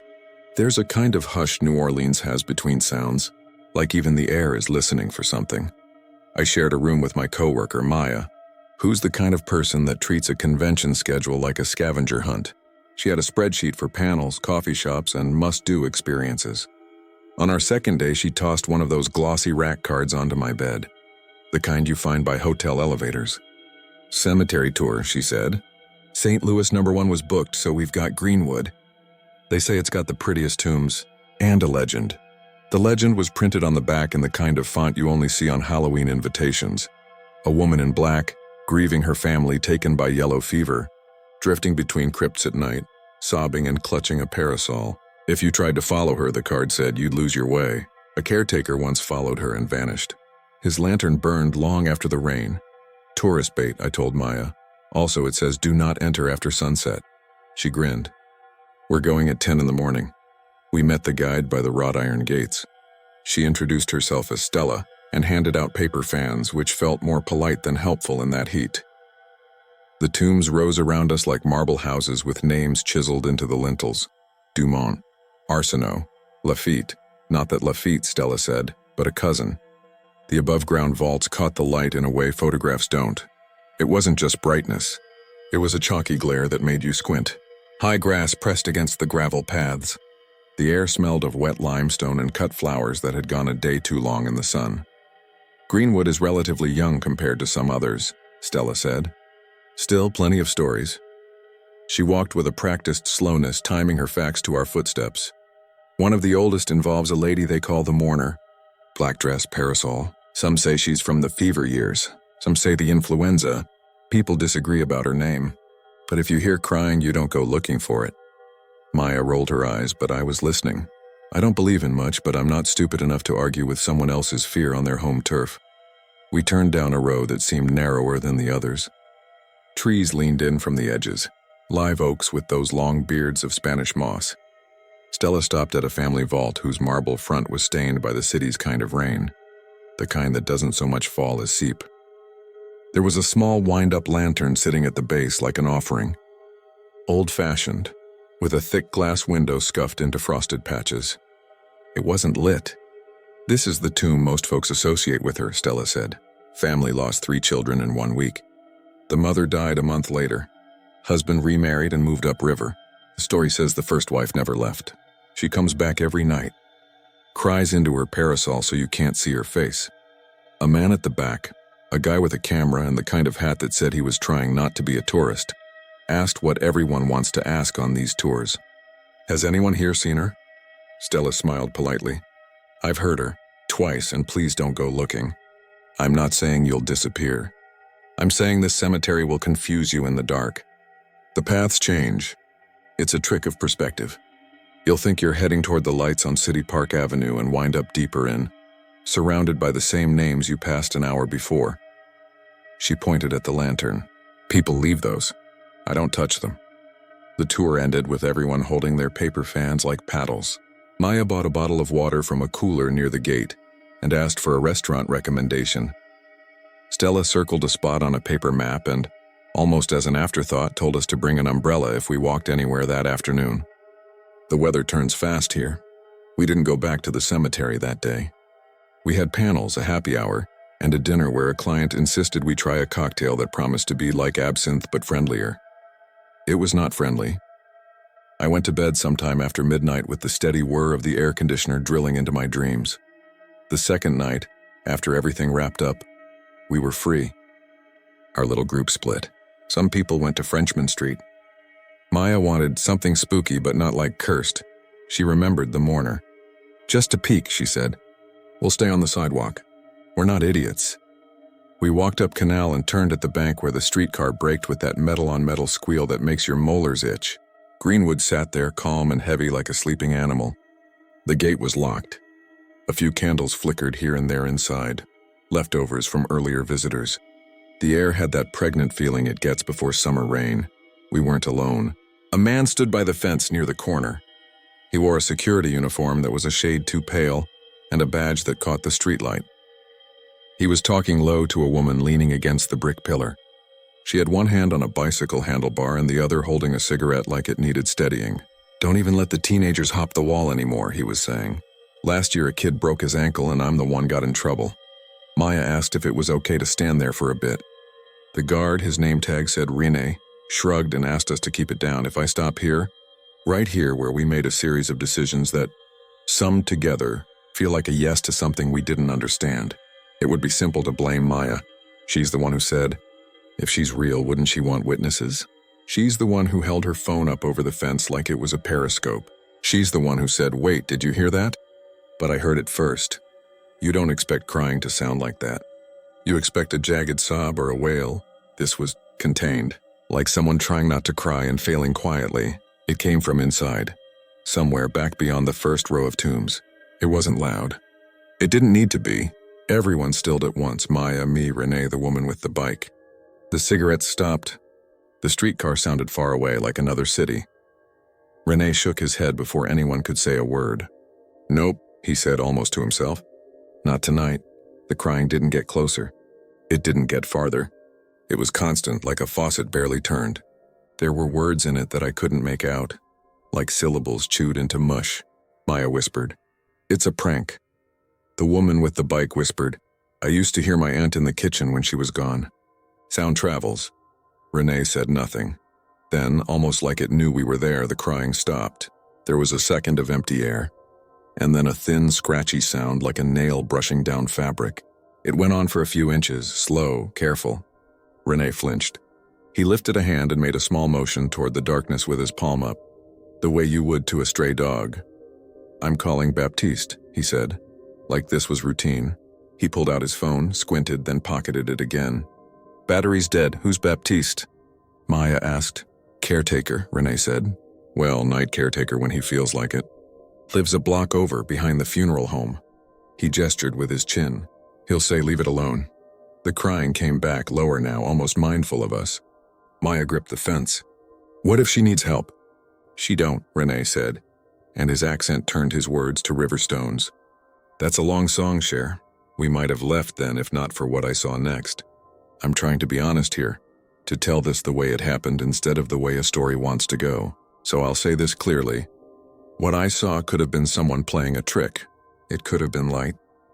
It could have been 100 things. But I saw movement in the gap between two tombs, a narrow slit where the darkness seemed to have a texture. It was like someone turned slowly sideways and the black of their dress had a sheen. I didn't see a face. I didn't see hands. Just the sense of a person in old-fashioned clothes sliding past, the arc of something above her shoulder that could have been the underside of a parasol. "Okay," Renee said, as if that were an answer. "He unlocked the gate." "Wait," I said. You thought right, he said.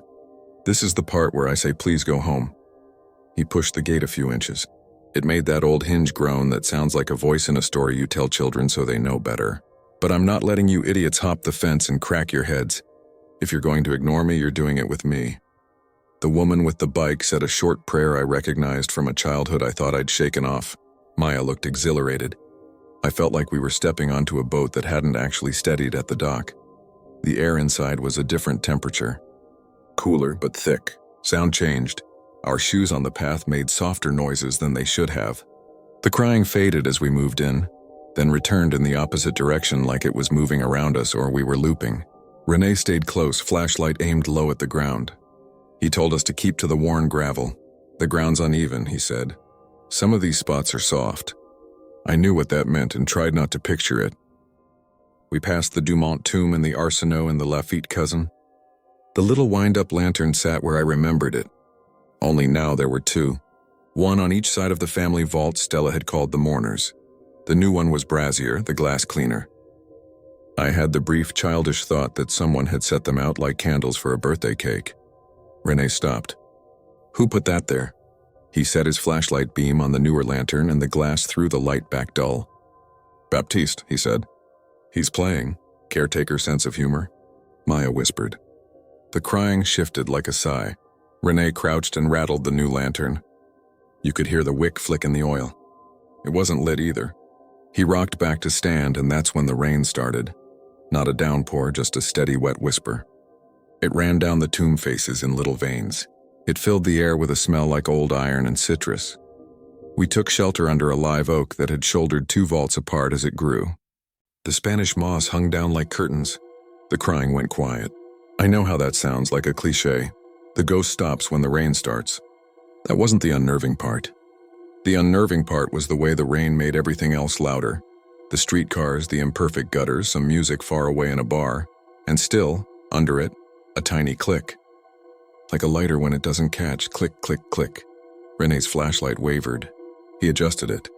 The beam crossed the older lantern and I saw, clear as I have ever seen anything in my life, a flame standing up inside the glass like someone had cupped a match in their hands. It shouldn't have been possible.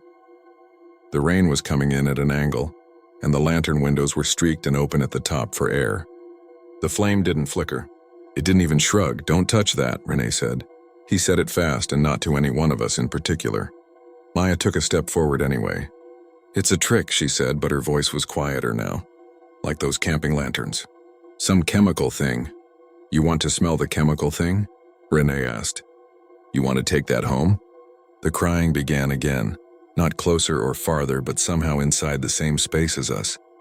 As if we had stepped into a room and closed a door we didn't know existed. I felt a pressure along the inside of my ears like when a plane is descending. My phone buzzed. I pulled it out on reflex. Unknown number. The area code matched New Orleans. I let it go to voicemail, thinking I'd check it after we left. The flame in the lantern pulled my attention like a magnet. It's embarrassing to admit I crouched a little to look level with it, the way children do with fish tanks. There was a hair caught in the glass, a single thread dark and coiled. It moved, not with the rain, not with any wind, but as if someone had brushed it with a fingertip. I blinked and it wasn't there, and I nearly convinced myself I'd imagined it until a drop of water ran down the inside surface where no drop could be. Renee said softly, "All right, ma'am. We're going." He said it the way you'd talk to an older relative who decided to do something inconvenient at a party. He nodded at the tomb. "We're going now." We turned back toward the gate. I say toward the gate because that is where we intended to go. This is the part that is hardest to explain without sounding like I'm trying to make it worse than it was. The paths did not rearrange themselves. The tombs did not shuffle like a deck of cards. It wasn't dramatic. We just took a left where we should have taken a right.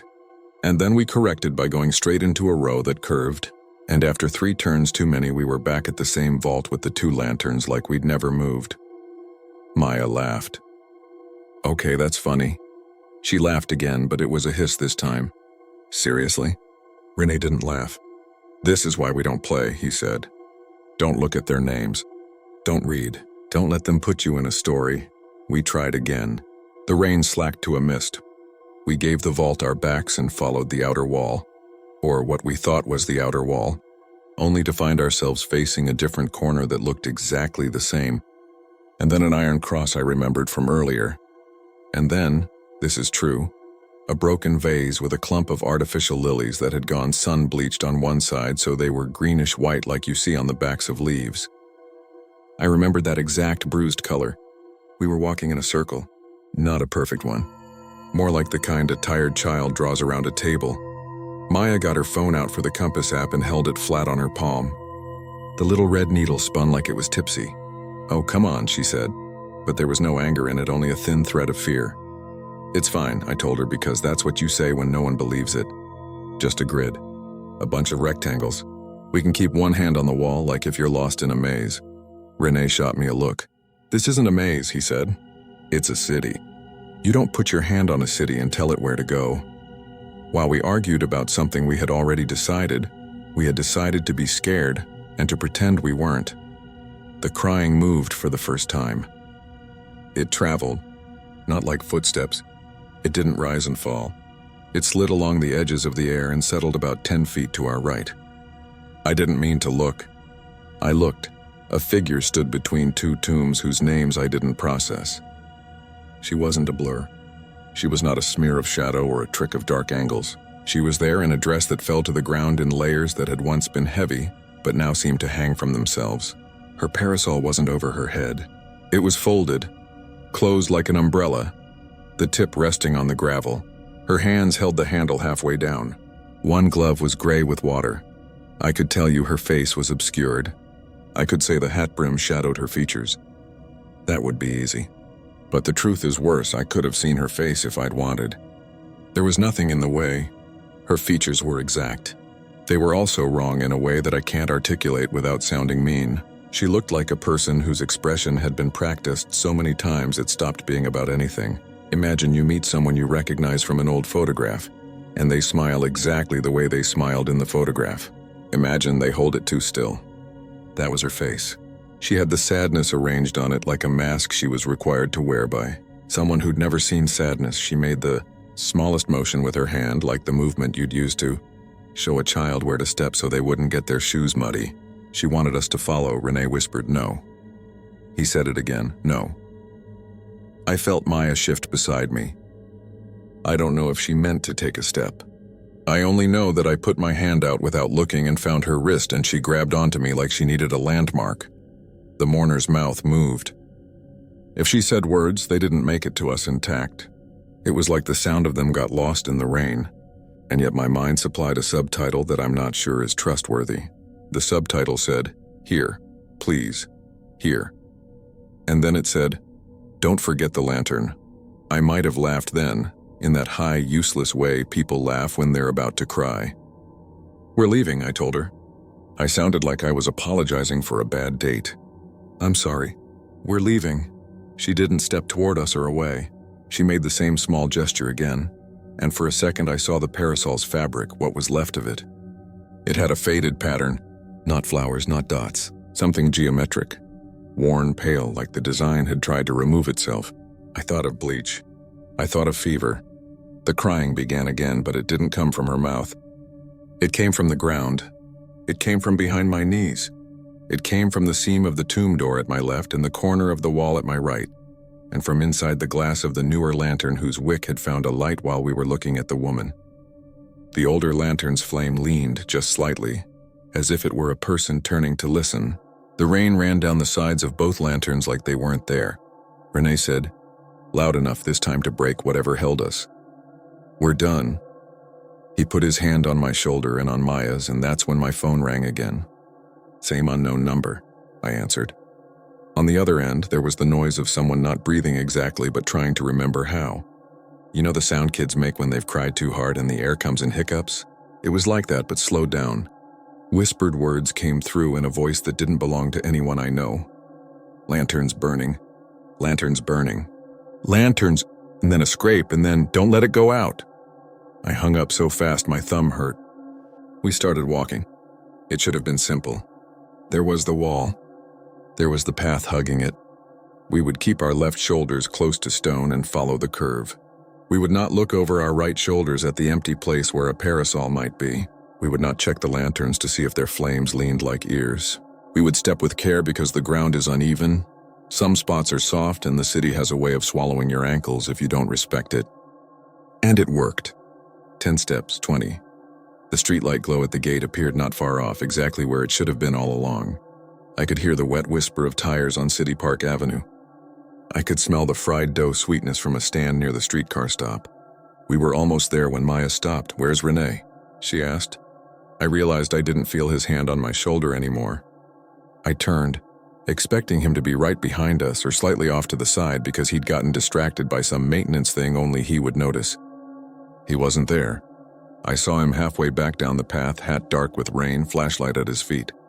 He stood still like people do when they're listening for a faint sound. He looked toward the deeper part of the cemetery where the rows turn narrow and the names on the stone crowd each other.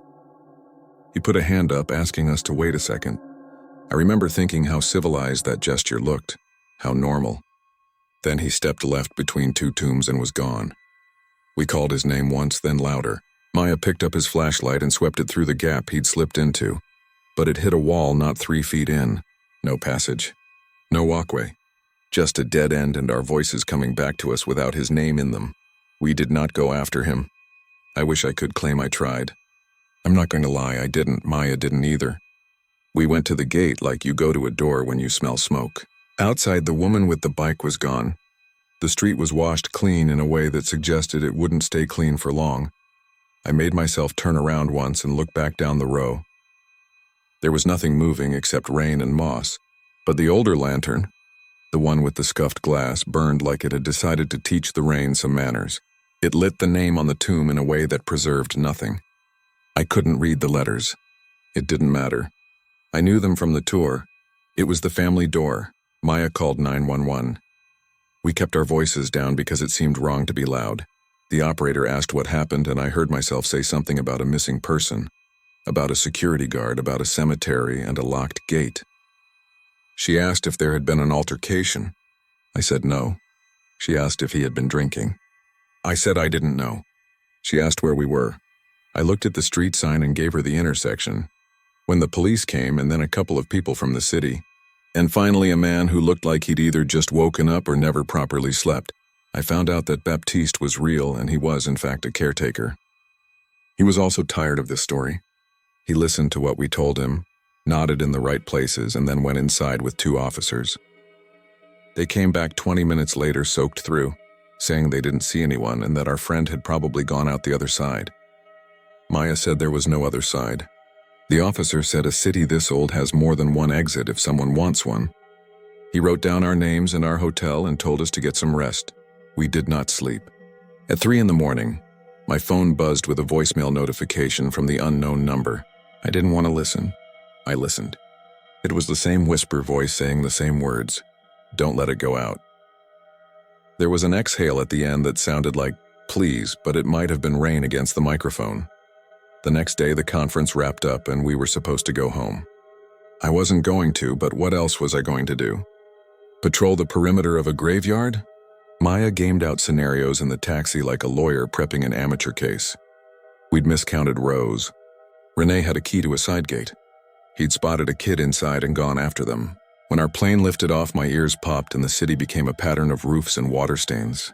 I looked for the cemetery from the window and saw only a patchwork of light and darker light. Back home, my phone kept the New Orleans area code like a new friend who didn't know when to leave. A call came every night for a week, always around the time rain seems likely. Sometimes it went to voicemail. Sometimes I answered and heard only quiet long enough to make me say, hello? Twice.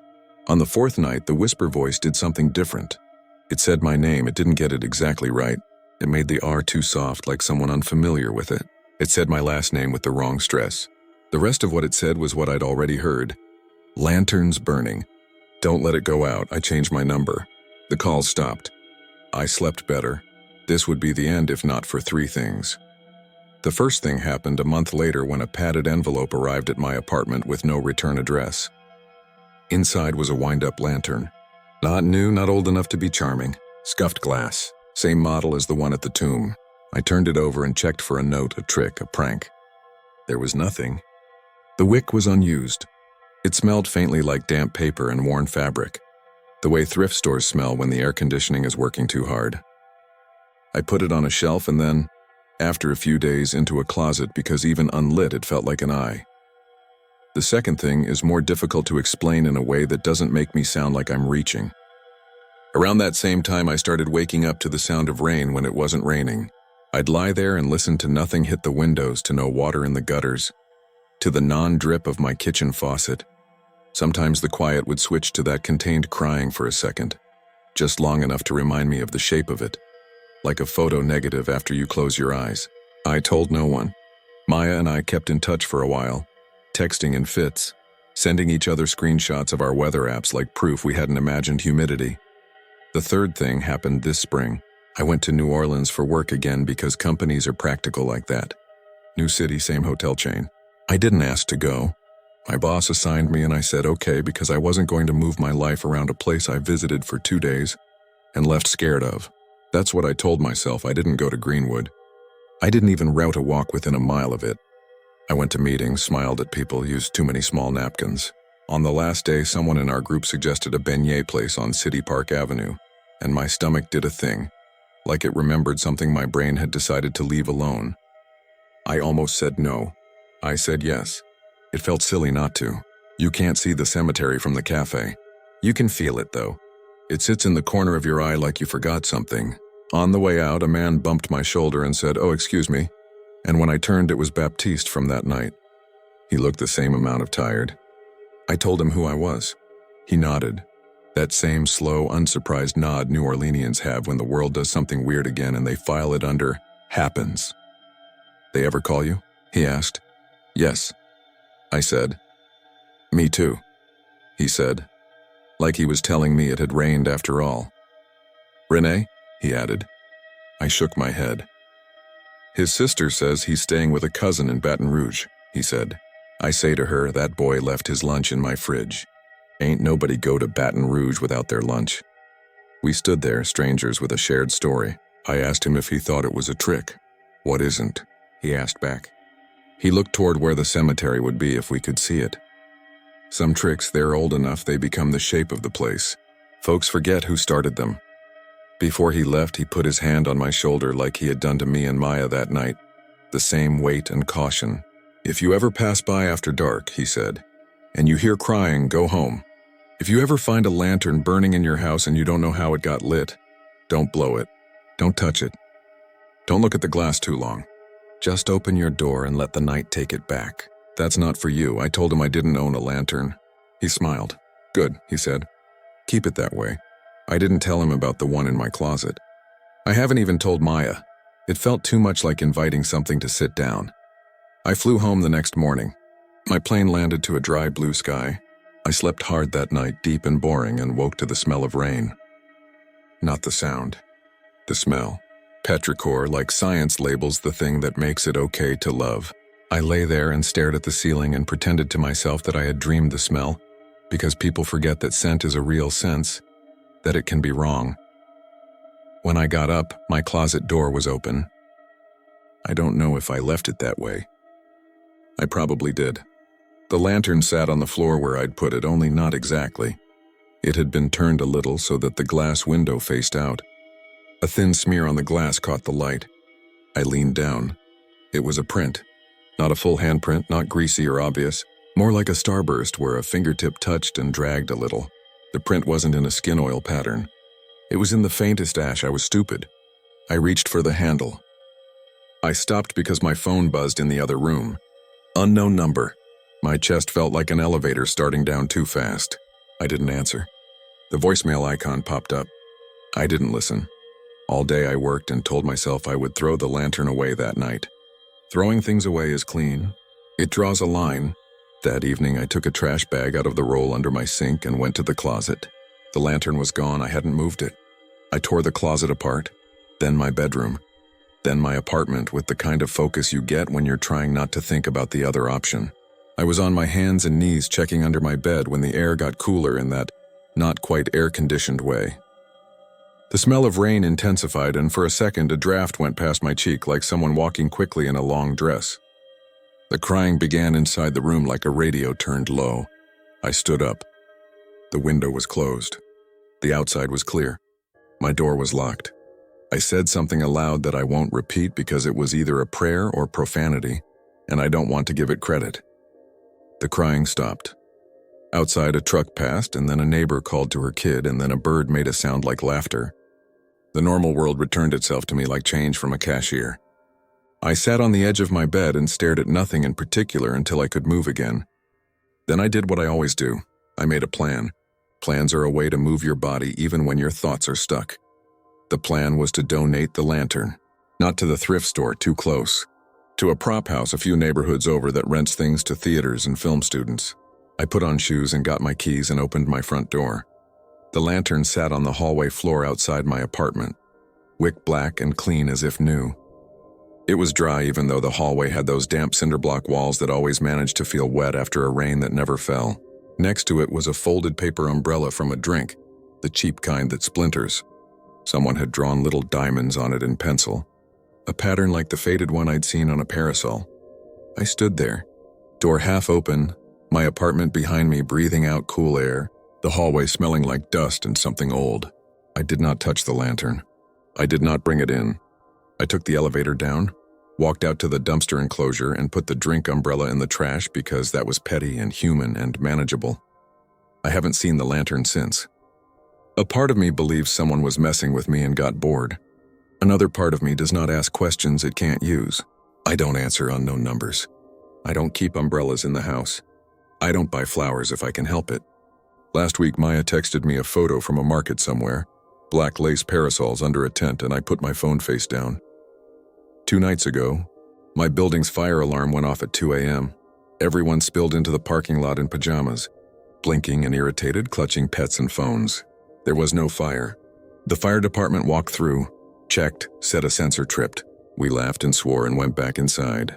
On my way up the stairs, I passed a man from the 3rd floor I'd never spoken to.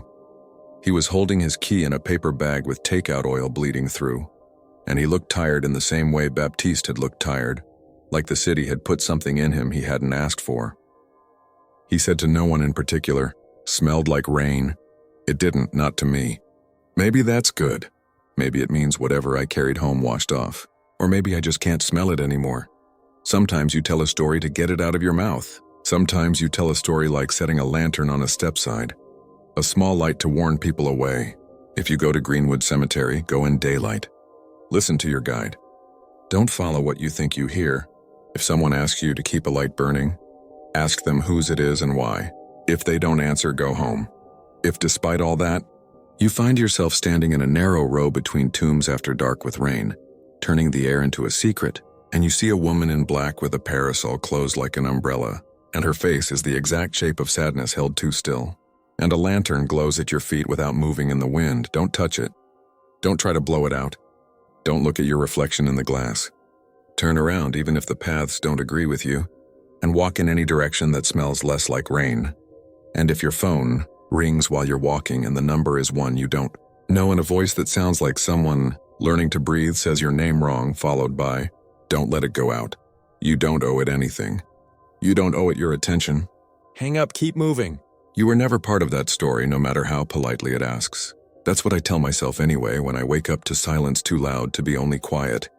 And I feel, without hearing it, the weight of a closed parasol resting like a fingertip on the floorboards next to my bed.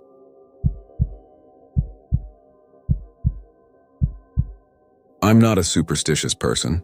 I don't carry crystals. I don't read horoscopes. If something bumps in the night, I'm the one people look at to say, it's the pipes. But the thing that happened at Boot Hill and Tombstone still makes my mouth go dry when someone shuffles a deck of cards. I can't listen to the sound without seeing gravel and moonlight. This was last fall.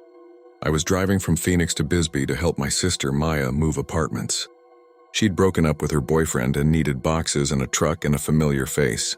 I picked up our friend Luis on the way, because he's the kind of guy who brings bungee cords and snacks and doesn't complain when you ask him to carry the heavy stuff.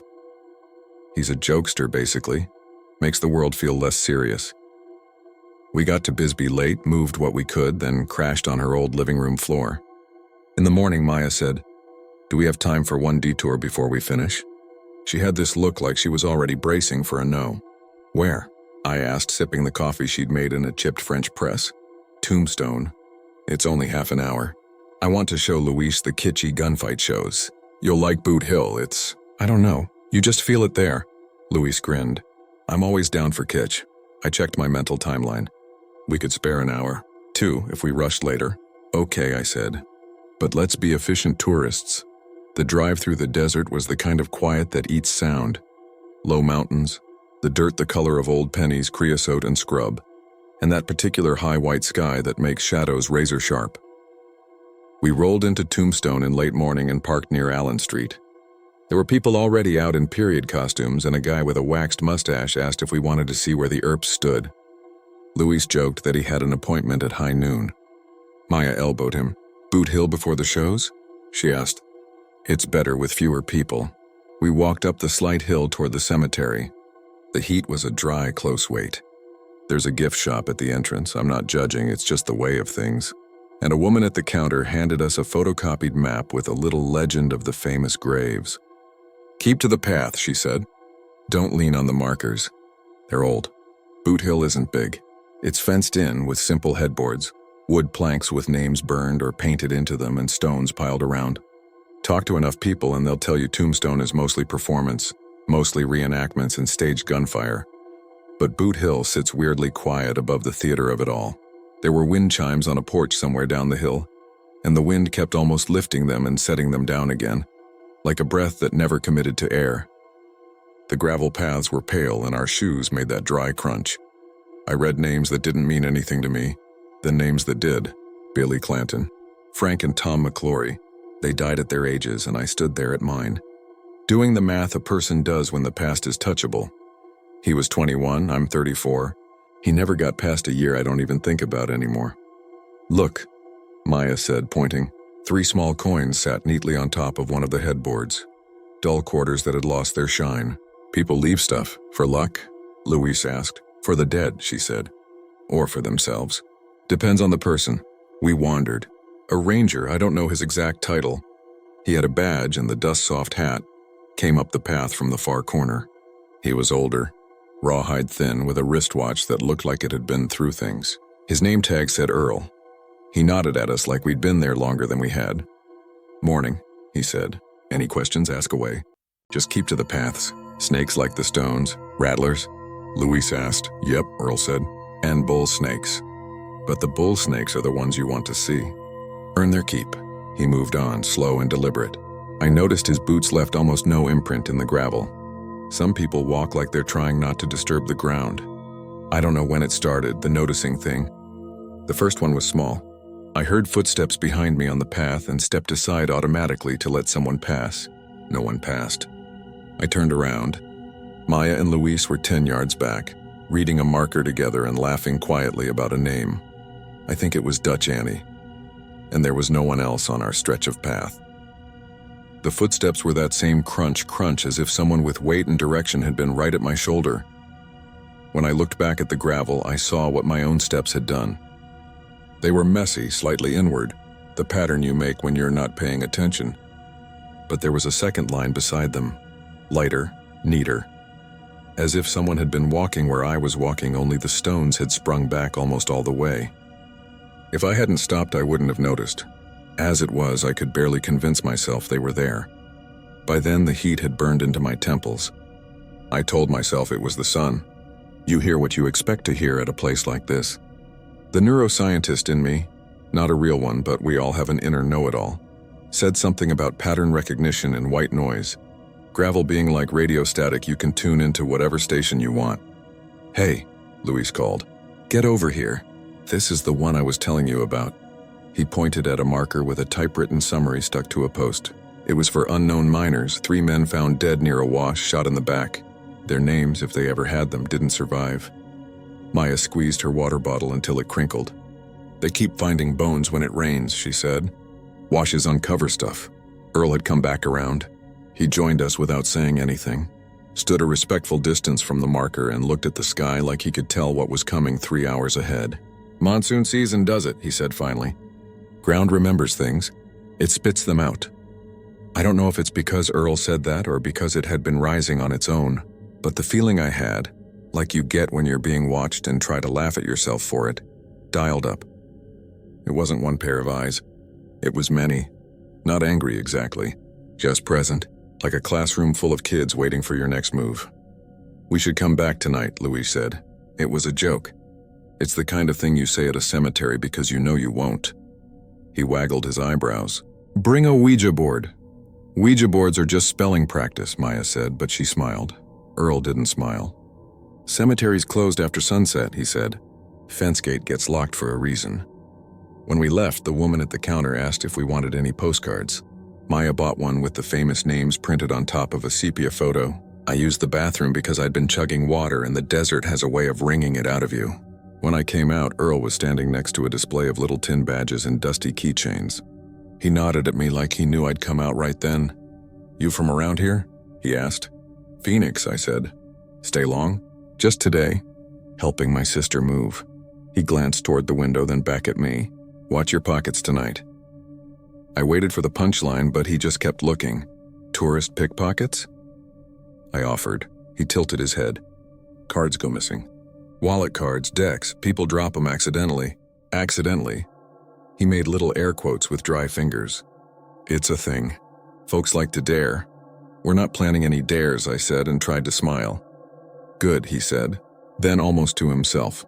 "It's loud enough after dark. We did the shows on Allen Street." Gunfire blanks cracked like someone punching a saucepan, and tourists clapped and kids covered their ears. And a man with a fake cigar talked louder than anyone should need to. It was fun in the way a theme park can be fun when you willingly suspend disbelief. We had lunch. Maya got a taco salad and a fried shell that could have doubled as a drum. While we ate, Luis took out a deck of cards he'd bought at the gift shop. They were souvenir cards, with sepia photos of Tombstone on the backs. He started doing a rapid riffle shuffle and smiled in a way he thinks is charming, but mostly puts him in the mischief category. "Put those away," Maya said. "We'll lose them in the truck." "I should leave 3 on a grave," he said, winking at me. "You heard Earl?" I said. Louis stopped shuffling. He said it lightly, but when he looked up I could tell he was checking the room. "Who's Earl?" "The ranger," I said. "He's been here a long time, I think." "I thought you meant your imaginary childhood friend," he said, and did the flourish where you spring the cards from hand to hand like a waterfall.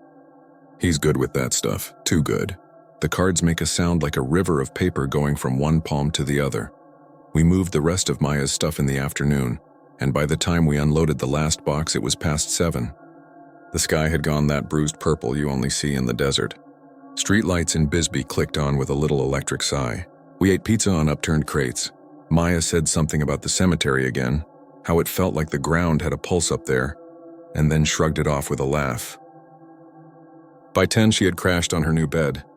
Luis and I stood on the little balcony and looked out over the old miner houses and the hillside lights, and listened to some band practicing badly 2 blocks away. He took the card deck from his pocket and fanned it with one hand. "Do not drop those," I said. "They'll slide into some crack in the boards and you'll blame me for losing them." He closed them and slipped the box into his jacket. He's always been one of those people who keeps his hands moving, like stillness invites trouble. I should have left it there. I should have said goodnight and gone to sleep on the couch with the world normal, but I was thinking about footsteps that weren't there and the way the gravel had formed near prints beside mine. "Want to drive back up for 5 minutes?" I heard myself say, "just to see if it feels different at night." Luis made a face with his mouth, but not his eyes. "You're the one who told me not to," he said, and then after a beat, "Yeah. Okay, quick." We didn't wake Maya. We left a note on the kitchen counter that just said, "Be right back." I grabbed my keys and a flashlight from her junk drawer, a heavy, old one, and we drove back toward Tombstone on quiet roads that smelled like dust and a distant hint of rain. By the time we reached the cemetery, the town proper was mostly shadows and neon beer signs. Boot Hill sat darker than everything else, like the absence of a streetlight was deliberate. The little gift shop was dark. The gate was closed, chain looped, padlock hanging. The fence wasn't terribly high, knee and hip at most, but it was the closed sign that made me feel like we'd be stepping onto something that wasn't ours. Luis put his hands on the fence rails and leaned forward. 5 minutes? He said. 3, I said. We walked the perimeter. On the far side, A mesquite tree bent low to the fence, its branches hanging over like a green fringe. We could slip under a section where the earth had eroded a bit. I dropped to my stomach and pushed through, getting grit up my shirt. When I stood up, the smell of dry plant sap and sun-baked wood hit me. The night was loud with insects. The stars felt closer than they should have. Luis came through behind me and brushed himself off theatrically.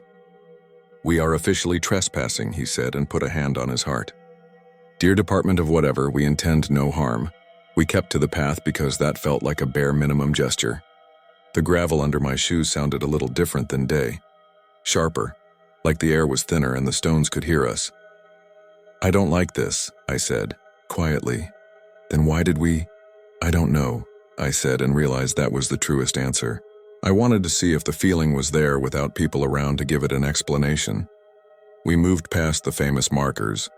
In the dark, the wood shone silver where it had been rubbed smooth by hands. I played my flashlight low, not wanting to flood the place. We arrived at the unknown miners. I turned the light off. We listened. I know how this sounds. I know you think I'm going to say we heard bootsteps immediately, or a whisper, or a coyote singing like someone's broken heart. We didn't. We stood in the dark and heard our breathing and the insects and the slight constant shush of wind moving through things. I started to feel stupid. I started to think about the padlock and the chain and the fact that we had crawled under a fence like kids. "Okay," I said. "We did it. Let's go." Then the gravel moved behind us. Not a footstep, a slide. Like someone had turned and shifted weight. It was so small that if I had been alone, I would have excused it. But Luis heard it too because his breath hitched. "I'm going to pretend that was a rabbit," he said. "Rabbits don't wear boots," I said, and immediately hated myself for saying it. Because turning fear into a joke gives it an outline. We didn't turn around right away. I don't know why. There's this instinct that runs deeper than whatever fight or flight is supposed to be. If you act normal, the thing watching you will also act normal. If you pretend you didn't notice, maybe it will grant you that mercy. When we finally looked, there was no one on the path. My flashlight skated across gravel, across white stone mounds, across the chips, and here and there, a coin someone had left that caught the light like a tiny sun. But the path was no longer undisturbed. There were impressions beside ours, neat and parallel, like someone had recently walked just out of reach and would continue to do so, as long as we weren't looking directly at them. Luis took the deck of cards out of his jacket. He wasn't joking. His hands were doing that thing they do when he wants something to feel like his. "I'm going to leave these," he said, "as an offering. Or, what's the word, an appeasement," I said. "Yeah, that." He placed the deck on the headboard of the unknown miners. The box looked ridiculous in that moment. Cheap cardboard with a tourist photo printed on it, resting on wood that had been out in more weather than either of us had ever stood through. He stepped back. I took his elbow. We listened. The night had shifted one notch louder. The insects raised their pitch. The wind breathed. I started to think that the deck would just sit there and collect dust and someone in the morning would throw it away. And that would be better for humanity than what my stomach was telling me, which was, don't wait to see what happens with your eyes. The deck slid a fraction toward the path. There was no hand on it. There was no incline. It just moved, not gracefully, more like something had hooked a fingernail under the box and dragged.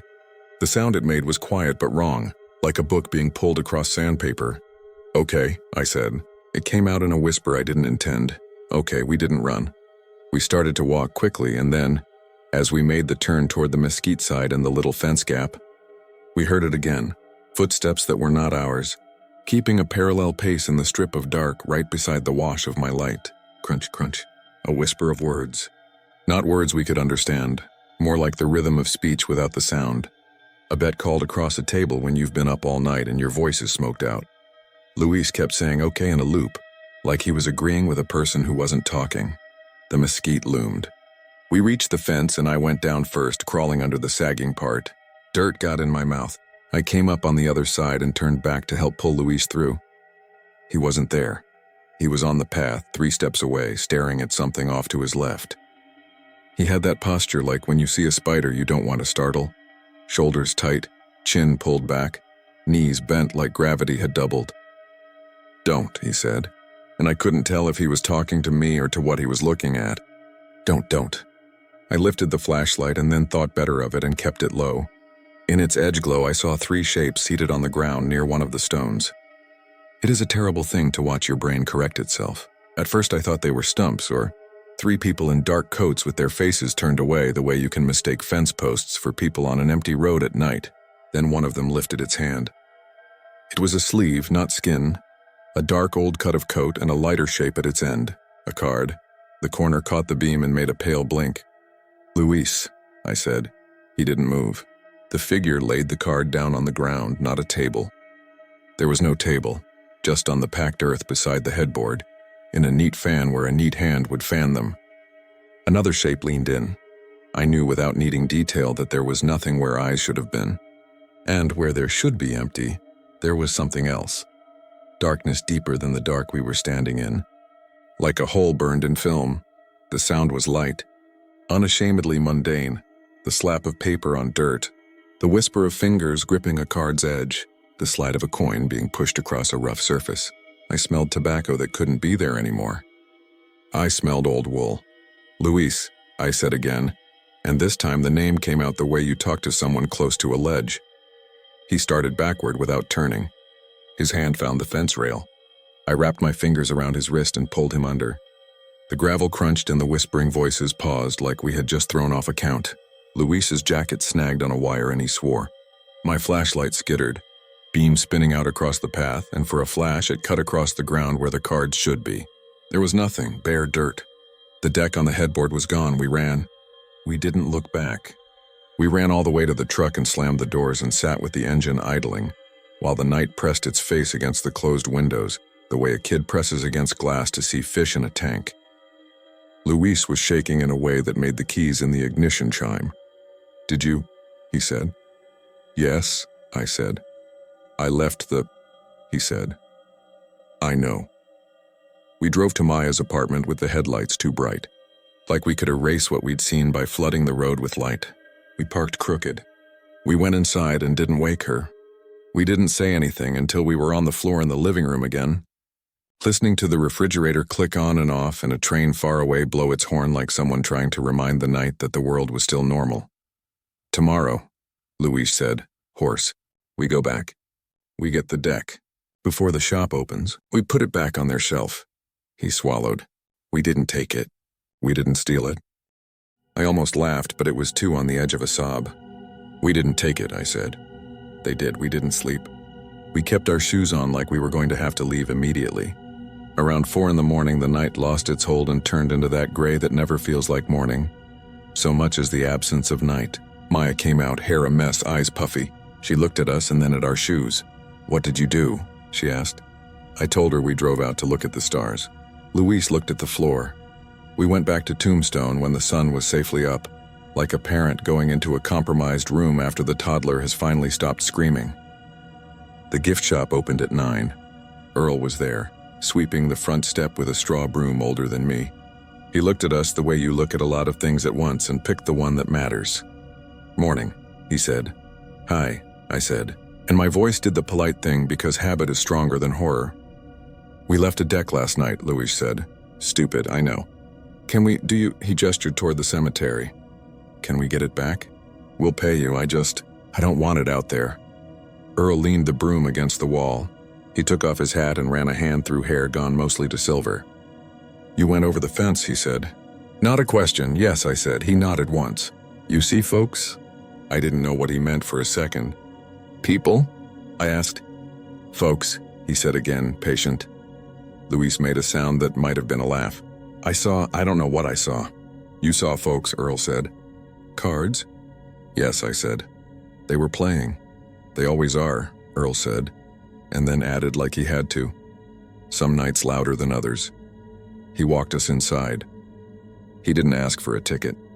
He didn't look at Maya, who had wisely chosen to stay in the truck. He took a ring of keys from his pocket and picked out a small one that looked like it belonged to a diary-sized lock. He handed it to me. "You can open the gate. You can go to where you left it. You won't find it." "Then why?" Luis started. "Because if you don't look," Earl said, "you'll think you left something changeable. If you look and don't find it, you'll know where it is." "Where is it?" Earl's eyes flicked to the fence line, then back. where it belongs. We went up the path like normal people. We walked to the unknown miners. The headboard was there. The stones were there. There was a depression in the dirt where a deck might have sat briefly before being moved. There were 3 coins on the marker now, shiny ones that caught the morning new like somebody had just laid them down. I reached out and touched one. It was warm. Luis kept scanning the ground. It would have been funny if it had been any other morning how obvious his hope was. Maybe a raccoon, he said. Maybe a kid came early. Maybe. You won't find it, Earl had said. He hadn't followed us. He was waiting by the gate like a chaperone who knows the exact plot of the field trip you're insisting on discovering yourself. We stayed too long. People started to trickle in. Families in shorts, a couple holding iced coffees from somewhere I couldn't see. 2 guys in biker vests. They threaded themselves into the paths and spoke in low voices like they'd automatically turned their volume down. The normal world moved around us. It was like seeing a crime scene under fluorescent lights and realizing it was just a room like any other. Luis put his hands in his pockets. He pulled them out again like he had touched something there that scared him. He held up his wallet and opened it. He didn't look at me. He looked at the card slots like he was counting a rosary. I had $50, he said. And my ID, and 2 cards. Do you still... They're here, he said. He blew out a breath that had been locked in his chest for too long. They're here. Then he laughed with more relief than I thought this situation should allow, and a little hysteria around the edges. Earl was messing with us. He closed the wallet. Something tapped the toe of his shoe. We both looked down. An old token, the kind you get from a carnival or a bar that used to run a laundry in the back, sat on the gravel by his boot. It had a star cut in the middle and no writing on either side. If I hadn't been looking at it, I would have bet money it hadn't been there a second ago. Luis reached for it and then drew back like it might bite. Keep it, I heard myself say. The words came out dry. Or don't. Your choice. We walked back to the gate. I handed Earl the key and his eyes measured something in our faces that he didn't comment on. He took the token from Luis's palm without asking. They trade, he said, slipping it into his pocket. Sometimes it's better to let them win one. We didn't play, Luis said. Earl shrugged, a little mean but not unfair. You brought a deck. We left Tombstone after that. We didn't go to any more shows. We didn't buy any t-shirts that said, "The town too tough to die." We drove back to Bisbee with the windows rolled up even though the air had cooled. Maya asked from the back seat what was wrong. We told her traffic. She didn't push. For the next few weeks, nothing happened, which is the most honest part of this account, I think. People expect the haunting to come home with you right away, to follow you into your shower and flicker your lights and whisper your name in the exact tone that makes your stomach fold in half. It didn't. I went to work. I mowed my tiny defeated patch of grass. I avoided the sound of cards being shuffled on TV without admitting that's what I was doing. Then slowly I started to notice small things. I would come home and find 3 coins stacked on my kitchen counter, even if I was sure I hadn't left any there. My pockets were sometimes lighter than they should have been, just by a coin or 2. The deck of cards I kept in a junk drawer for casual games of rummy with my neighbor went missing. I didn't remember moving it.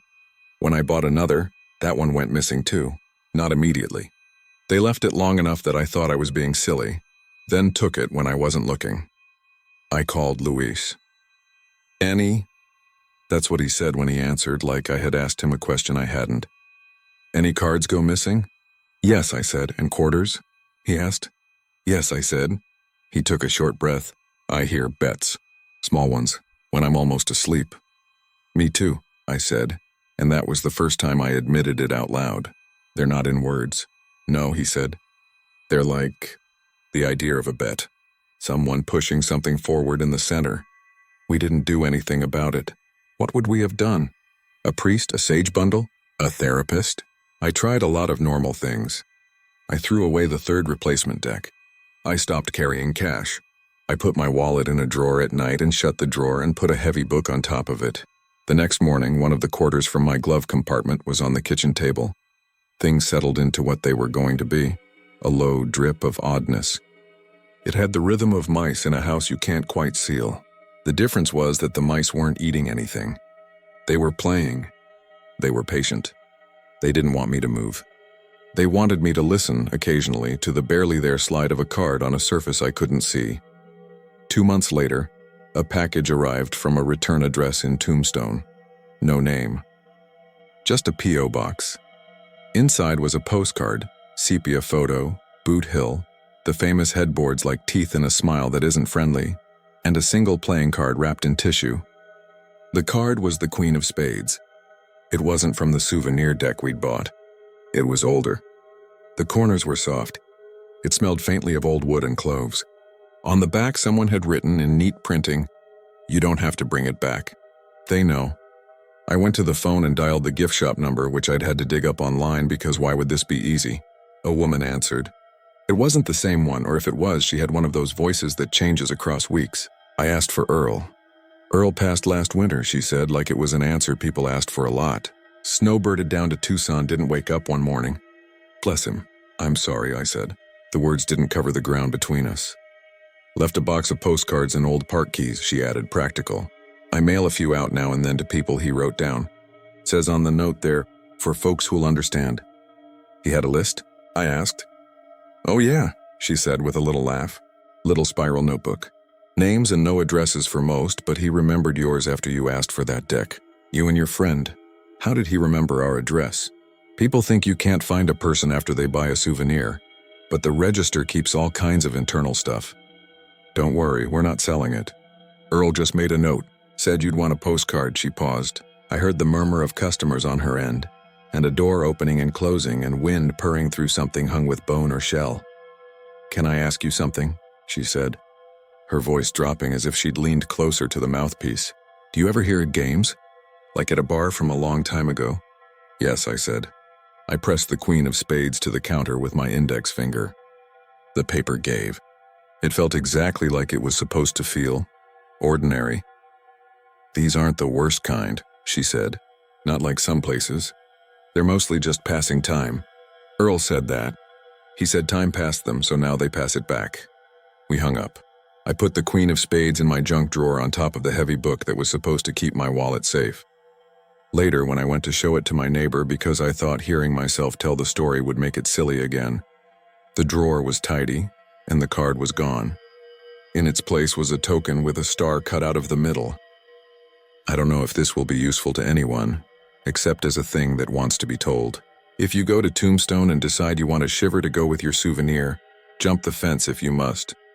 I'm not your parent, but if you bring anything in with you, don't. And if you hear the gravel move in step with yours, don't turn around right away. You won't see what you think you're going to see. You'll see the space where someone is, and that is worse somehow than a face. The last thing is this. Every now and then, late, when the refrigerator clicks and the house makes that settling sigh, I hear the whispering. It's not words, not in any language I can swear to. It's the rhythm of people who've lost the day and don't have the night either. It sounds like patience made into sound. They're still there in their coats, playing a game where the rules slipped across a century without tearing. Sometimes I shuffle a deck and put it on the table and go brush my teeth and leave the room empty for a minute, just to see if living has any weight they care about. When I come back, the deck sits where I left it, perfect, undisturbed. Then I find a coin on my pillow or in my shoe, or at the bottom of my coffee mug after I drain it, and I know I lost a hand I didn't mean to play. If you ever visit Boot Hill, listen to the wind as it comes up the slope. Sometimes it carries voices that aren't there for you. Sometimes it carries the sound of a bet being placed. And if you feel someone walk beside you long enough that you start to move in their rhythm, don't panic. Don't run. Just walk until the path ends and the gravel turns back into plain ground. When you step off the path, the sound will stop. It will feel like mercy. But even then, you'll think about cards, and that's how they keep it going. Because it's not the grave they want, not really. It's the game. And if you've ever watched people who won't leave the table, you know there's nothing in the world more patient than a hand waiting to be dealt.